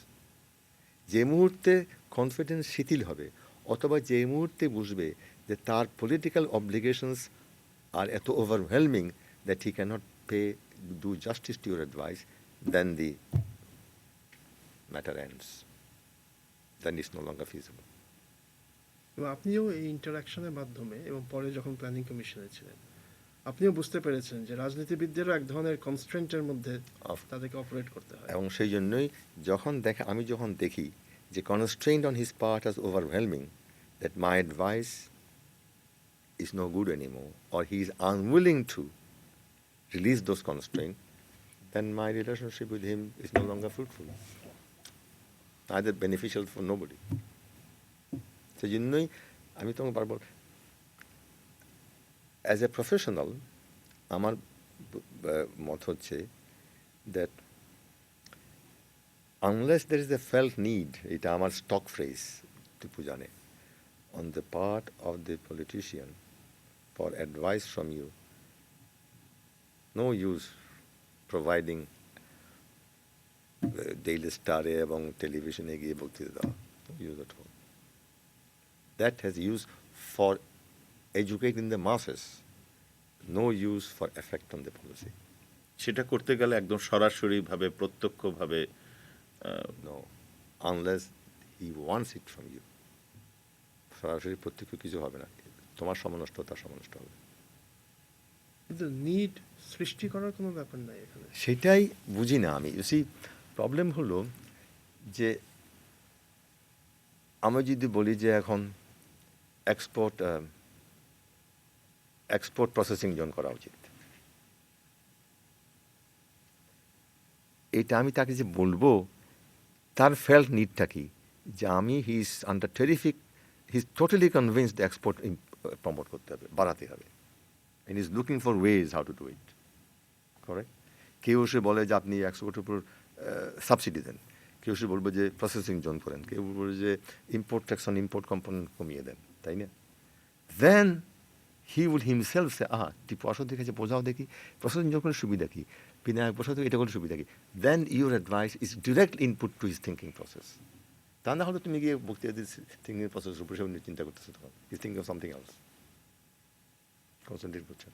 কিংবা এমন হতে পারে যে আপনি সরাসরি এই বিশেষ প্রস্তাব এক্সপোর্ট প্রসেসিং জোন বলে সেটা বললেন না, আপনি কয়েক ধাপ পিছিয়ে যে সে যেখানে যে তার যেখানে ফেল্ট নিড Right, সেখান ঠিক থেকে আছে। আপনি আস্তে আস্তে এখানে নিয়ে আসতে তুমি পারবেন। যদি সেটা আইডেন্টিফাই করতে পারো এবং নিড ফেল সেটা বুঝবে কেমনে তুমি?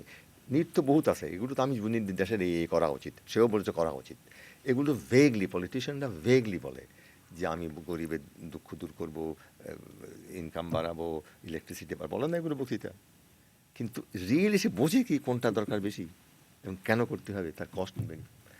এটাই হচ্ছে, যদি বলে দেখা যাচ্ছে বোঝাও দেখি কী হবে, সেটা একটা কথা আছে, অনেকে বোঝায়, জেনারেল ডিসকাশন করে অনেকে, সেটা করেছে স্বাধীনতার আগে আমাদের সঙ্গে, ওই যে বললো তখন ট্রেমেন্ডাস নিড, আমি করবো কি বেটাদের সঙ্গে যখন যাবো, যখন আমি ওখানে যাবো করবোটা কি, আমি ট্রেমেন্ডাস আওয়ার যে আমাকে সলিউশন বার করতে হবে, therefore he spent hours and hours and hours আমাদের সঙ্গে। Why? He has a challenge to face. ওই চ্যালেঞ্জ যদি আমি এক্সাজারেটিং ইট, ছোটো ব্যাপারে সত্যি কথা, যদি কালকে যদি মনে করো যে বাংলাদেশে IMF এটা ফোর্থ হঠাৎ ইনস্টলমেন্ট করছে না, ডিসবার্স করছে না বিকজ অফ দ্য ফলোইং, তাহলে ওর সঙ্গে যদি আমি কাউন্টার আর্গুমেন্ট দিতে হয়, আমার একটা ফেল্ট নিড আছে, ইমিডিয়েট আর্জেন্ট, বুঝতে চাইছিল কার কাছে কী বলবো এর, এই কারণ আমি যদি না করতে চাই কী আর্গুমেন্ট দেবো, কাউন্টার আর্গুমেন্ট, তখন সাংঘাতিক ডেসপারেটলি লুকি পারে, তখন রাত্রেবেলা ফোন করে তোমাদের গুরুজনকে যে কী ভাই বলবো তোমার কী বলবো বলো তুমি, তখন ফেল্ট নিড, তখন সাংঘাতিকভাবে ফেল্ট নিড, তখন যাই বলো সেই রাতেরবেলা না ঘুমিয়ে সে চিন্তা করবে। এমনি গিয়ে বক্তৃতা দিলে এক্সচেঞ্জ রেটের উপরে হ্যাঁ শুনতে যে ভালো কথা খারাপ কথা, is good good very good, ওইটা যাবে না, ভিতরে যাবে না। তো তুমি বলছি how do I generate interest, সেই ইন্টারেস্ট জেনারেট হবে, এটা বড় ডিফিকাল্ট বলা, হিজ রিয়েলাইজেশন দ্যাট আইদার আমার একটা অব্লিগেশন অফ সোসাইটি, আমি এই পাওয়ারে আছি, অথবা এটা না করলে আমার, এটা নিজের ভিতরে very difficult, I don't know the answer, how do I generate interest anybody. কত বলেছি I have long experience of discussing all kinds of nothing happens, এটা আমি maybe exaggerating, it's my sad experience, no way soliciting মানে unsolicited advice is waste of time. শোনে out of politely, বলছিলেন এই যে রাতের বেলায় যে গুরুজনদেরকে জিজ্ঞেস করা, ওইটা বিকজ অফ হেলথ নিড, হ্যাঁ, তারপরে কিন্তু- IMF আসতেছে। আবার খালি ওইভাবে করলেও চলবে না, ওই যে একটু আগে আমরা যেটা আলোচনা করছিলাম যে প্রাতিষ্ঠানিকভাবেও একটা ব্যাস, ওইটা করে যেহেতু কিন্তু সিরিয়াস, সিরিয়াস না, সিরিয়াস হলে প্রাতিষ্ঠানিক করতো, ওখানে 10 জন ইকোনমিস্ট রাখতো, তাদের বলছে বাইর করো, ইন্টারেস্ট হতো না, টেম্পোরারি সব মেক শিফট অ্যারেঞ্জমেন্ট করতেছে, দরজা ভেঙে যাচ্ছে লাঠি দিয়ে দাও, আই এগ্রি, কিন্তু করে না, তো সেটাই তো মুশকিলের ব্যাপার। বাংলাদেশে ফেল্ট নিড প্রচণ্ড হতে পারে ইফ কন্টিনিউয়াস চ্যালেঞ্জ ফিট করতেছে না, চ্যালেঞ্জ এই যে করাপশন নিয়ে সিঙ্গাপুরে যে মিটিং হলো করাপশন নিয়ে, হাউ ইজ ইট দ্যাট আমরা অন আওয়ার ওন এই ডিবেটটা দেশে করছি না, আমি যে এটা ইনভেস্টিগেট করছি কনফারেন্সটা, আমি তো কোনো ইন্টারেস্ট দেখি না, আমি এখন বুঝতেছি it's neither here not there, because that's না মাই, তবু ভালো হবে। ইট ওয়াজ মাই চ্যালেঞ্জ দ্যাট এই ডিবেটটা হচ্ছে ইন্টারন্যাশনাল কমিউনিটিতে, how come within the developing countries এই ডিবেটটা হয় না? ওরা আমাকে আজকে কালকে দেখছে না কম্পিটিটিভ রিপোর্টে যেটা দেব প্রি ইনপুট যে আমরা এক প্লেস কমে গেছি, আচ্ছা ঠিক আছে, তো কিন্তু এই ডিবেটটা দেশের টেকনিক্যালি হচ্ছে না কেন? গালাগালি করতেছে কেন? আর তাছাড়া সিঙ্গাপুরের করাপশন খুব খারাপ। আরে ভাই, জিনিসটা কি আমি বোঝার চেষ্টা করেছি টেকনিক্যালি অ্যানালিটিক্যালি? কেন, why? That's the point. Anyway, আমরা কোথায় আছি আমরা? শেষ আজকে? পিআইডিতে ফেরত যে আবার শেষ করি আজকের হ্যাঁ, ঠিক আলোচনা। আছে। 64 সালে আপনি পিআইডিতে গেলেন, 70 সালে বোধহয় আপনি পিআইডি কে ঢাকাতে নিয়ে আসলেন। আমি আনিগুলি কোথায়? 70 সালে, কারেক্ট। 70 সালে তুমি শুনতে চাচ্ছিলে বোধহয় ব্যাপারটা। 70 সালে এহেয়া ঠিক করলো, মানে তখনকার পাকিস্তানি মিলিটারি প্রেসিডেন্ট, যে বাংলাদেশকে খুশি করার জন্য সবাই ডিমান্ড করছে আমরা সেন্ট্রাল ইনস্টিটিউশনস কিছু লোকেট করতে হবে বাংলাদেশে, এই সমস্ত সব আর কি মেক শিফট অ্যারেঞ্জমেন্ট, যে প্ল্যানিং কমিশন নিয়ে আসো, সেন্ট্রাল ব্যাংক নিয়ে আসো, সব এখানে আসো, পার্লামেন্ট তো এসছিল, কথা ছিল এখানে পার্লামেন্ট মিট করবে। তো তখন number of institutions were identified Bangladesh Pakistan government, যেগুলো আমরা বাংলাদেশে সরাবো টু মেক দেম হ্যাপি যারা পার্টিসিপেট করছে। তখন শিল্প ব্যাংকে সরানোর কথা হলো, স্টেট ব্যাংক না, শিল্প ব্যাংক, তারপরে আরও কিছু। তখন তখন ওরা বের করলো কিছু কিছু ইনস্টিটিউশন যেগুলো completely bogus, Pakistan standard institution, এটা শিফট করা হবে, টেকনিক্যাল স্ট্যান্ডার্ডস অফ প্রোডাক্টস। তখন আমি মনে করলাম যে দিস ইজ আইডিয়াল চান্স, সরাবে যখন এটা সরাক না কেন, এইটা তো এটা নাই দিকে নট দেয়া, এটা is a very small price to pay to satisfy. 10টার মধ্যে একটা 11টা হবে, 10টা শিফট করে 11টা শিফট করলাম।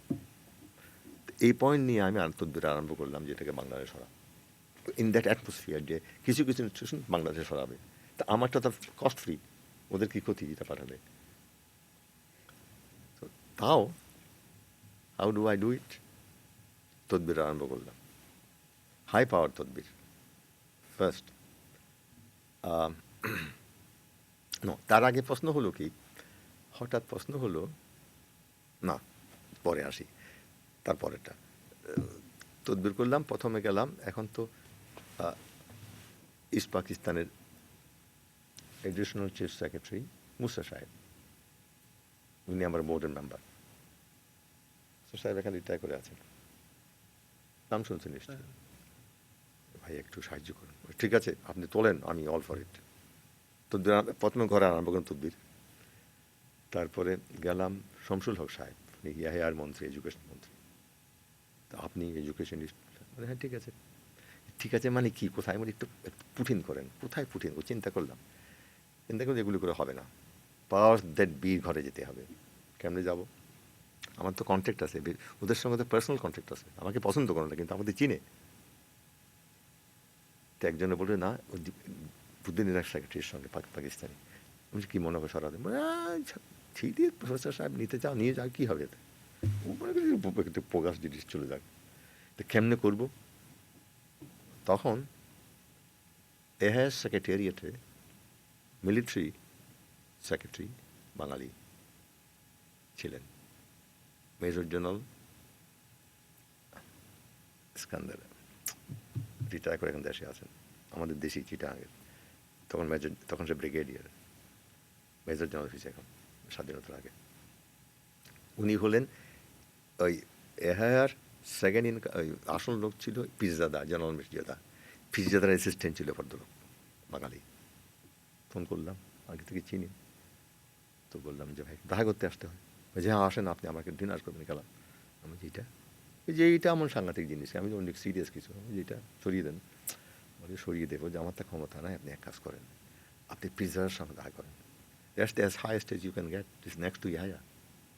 আই সো পিৎজাদা, পিৎজা সে বলেছে বিরাট প্রফেসর সাহেব, গুল মেরেছে, আমি এই সমস্ত ব্যাপারে এইসব পলিটিক্সের মধ্যে নাই। তাকে বলছি ভাই সর্বনাশ, বেশি কিছু বলবেন না, গিয়ে বলবেন যে সাংঘাতিক ভালো মানুষ, সব কিছু ঠিকঠাক আছে। তবে গিয়ে বলেছে খুব খুশি যে আমি খুব ভালো মানুষ, ঠিক কথা, রিসার্চ না করলে কেমনে দেশকে টিকানো যাবো কেমনে, তাতে অ্যাপয়েন্টমেন্ট করিয়ে দিয়েছে। So I spread my best charms to the extent I have them on Pizzada. Professor সাহেব, আমি গেলেও দেখি ইস্ট পাকিস্তান আন্ডার ডেভেলপড, তাই না? তো ওর উপর রিসার্চটা ভালো করে না করলে তো আপনারা কেন, সে খুব ইন্টারেস্টেড এই যে ডিসপ্যারিটি দূর করার জন্য, ভেরি সিরিয়াস। তো ওটা তো ওখানে গিয়ে ভালো করে রিসার্চ করে সরজমিনে এটা ভালো করে বোঝানো যায়। বলছে হ্যাঁ, গুড পয়েন্ট। তো আমি দূর থেকে তার চেয়ে আপনি ওখানে রিসোর্স বেশি ইনভেস্ট করে রিসার্চটা ভালো করলে সুবিধা হবে to policy making to renew disparity. That's a very good point, yes, you have a point there. তা আমি যে কিছু করা যায়, বলছি yes, I'll keep it in mind. Oh right. আমি যে এত কিছু সরাচ্ছেন, এটা তো সিরিয়াস কিছু না, সরিয়ে দেন না। But serious, very serious, I take it very seriously. The point you made is very serious for helping our policy. তো এটা হলো। তো তারপর এখন নেক্সট তদবির হলো governor Bangla east Pakistan, admiral Ahsan. উনি আবার কামাল হোসেনদের পরিচিত। তো ওনাকে বললাম যে ওদিকে যাওয়া যায় কিনা, বলে ঠিক আছে, অ্যাপয়েন্টমেন্ট করে দিচ্ছি। গেলাম, ওনাকে বোঝালাম যে ভেরি গুড আইডিয়া। তো ব্যাস, এটা হাইলি পাওয়ারফুল তদবির। গভর্নর, মিলিটারি, ওই পিজাদা ডিসাইডেড উইদিন 2 months আমাকে জানালো ঠিক আছে, হো জায়গা। That's how we did it. Aslam. So যুক্তিটা খুব সামান্য ছিল যে পূর্ব পশ্চিমের বৈষম্য যেহেতু ওখানেই বেশি এসে পড়ছে, সুতরাং গবেষণাটা আরও ভালো হবে যদি প্রতিষ্ঠানটা ওখানে। আপনাদের সুবিধা হবে, আপনারা তো রিমুভ করতে চাচ্ছেন, কিন্তু প্রশ্নটা সেটা না। আসল কারণ এগুলো না, এগুলো তো বোগাস। আর্গুমেন্ট হচ্ছে যে ওই লিস্টের মধ্যে 11টা হলে সুবিধা। তো এটা তো বোগাস একটা অর্গানাইজেশন। যদি বলে যে প্ল্যানিং কমিশন, আর ওরা বলে যে বাংলাদেশ সেন্ট্রাল ব্যাংক চায়, তাহলে কী হবে? তার চেয়ে বরং লিস্ট লম্বা করা যাবে না? লিস্ট লম্বা, আমার মতো আমি সিনে কেনা দিয়ে ওইটা লিস্ট লম্বা করার জন্য সুবিধা করছে। Reasonably good argument, and list লম্বা হবে, 11টা হবে, দিয়ে দিল। That's how it happen. And I must say, building পেলাম কেমন? আদমজি বিল্ডিং, আমাদের আদমজি বিল্ডিংয়ে ছিল। How do you think I got this huge building? সম্ভব 2 তলা দিয়ে দিয়েছিল। তো ডিফিকাল্ট ছিল, সাংঘাতিক ডিফিকাল্ট। ওই যে যেহেতু তদবিরের রেঞ্জ উপরে চলে গেছি, তো এডমিরাল হাসানকে বললাম যে আমি তো আসবো এখানে, ওই জায়গা কই, ওই জায়গা কোথায় চাও? আমি যেটা বুঝি ওই জায়গা। ও টেলিফোন করে দিয়ে দিয়েছে। না না, আমি কেমনে আদমজি বিল্ডিংয়ের এই হিউজ দিতে পারতাম? আমাকে পাত্তা দেবে, দেখা করবেন আমার সঙ্গে। কবে আসলেন আপনারা? নভেম্বর 1970, ইলেকশনের আগে। শেষ প্রশ্ন করি, আপনি এখন যে পাকিস্তানে পিআইডি আছে, করাচিতেই বোধহয় আছে, ইসলামাবাদে এখন আপনি গেছেন, ফেরত গেছি। এখন পিআইডিটা হিউজ বিল্ডিং, হিউজ ফেসিলিটিস, বিরাটভাবে লোকেটেড। তুমি গেছো তো? আমি যাইনি। And very well endowed, exceedingly well endowed, and salary scales are that of the top civil servants of the government of Pakistan. I think Director General gets the same salary as the highest salary scale, Secretary scale. ওদের তো আবার ওই বুট্টু A, B, C দিয়ে এই দেশের মতো করছে, highest পায়। Very comfortable, very well set. আপনি প্রথমে বলছিলেন যে যখন আপনাকে প্রথম বলা হয়েছিল পিআইডিতে যেতে, আপনি একটু দ্বিধার মধ্যে ছিলেন, যাবেন কি যাবেন না। পরে কি মনে হয় আপনার? না, এটা ঠিকই। পিআইডিতে আমার পিরিয়ডটা I think was the professionally best period of my life. In spite of all the tensions with handling them, it was definitely আমার most productive and most useful in terms of access to international knowledge of development economics, making contacts. খুব ভালো। And I produced profusely compared to any period in my life. অধ্যাপক ইসলাম, আপনাকে অনেক ধন্যবাদ। তুমি কি এখন ফেরে যাবে নাকি? তুমি অফিসের সঙ্গে যাচ্ছ? এখন তো 4:45। ঠিক আছে, তাহলে তো এখন কিন্তু আমরা বেশি কাভার করিনি। আমরা করেছি, হয়নি, অ্যাজ এক্সপেক্টেড হয়নি। এক্সপেক্টেড, হ্যাঁ, পারফেক্ট তো হবে না।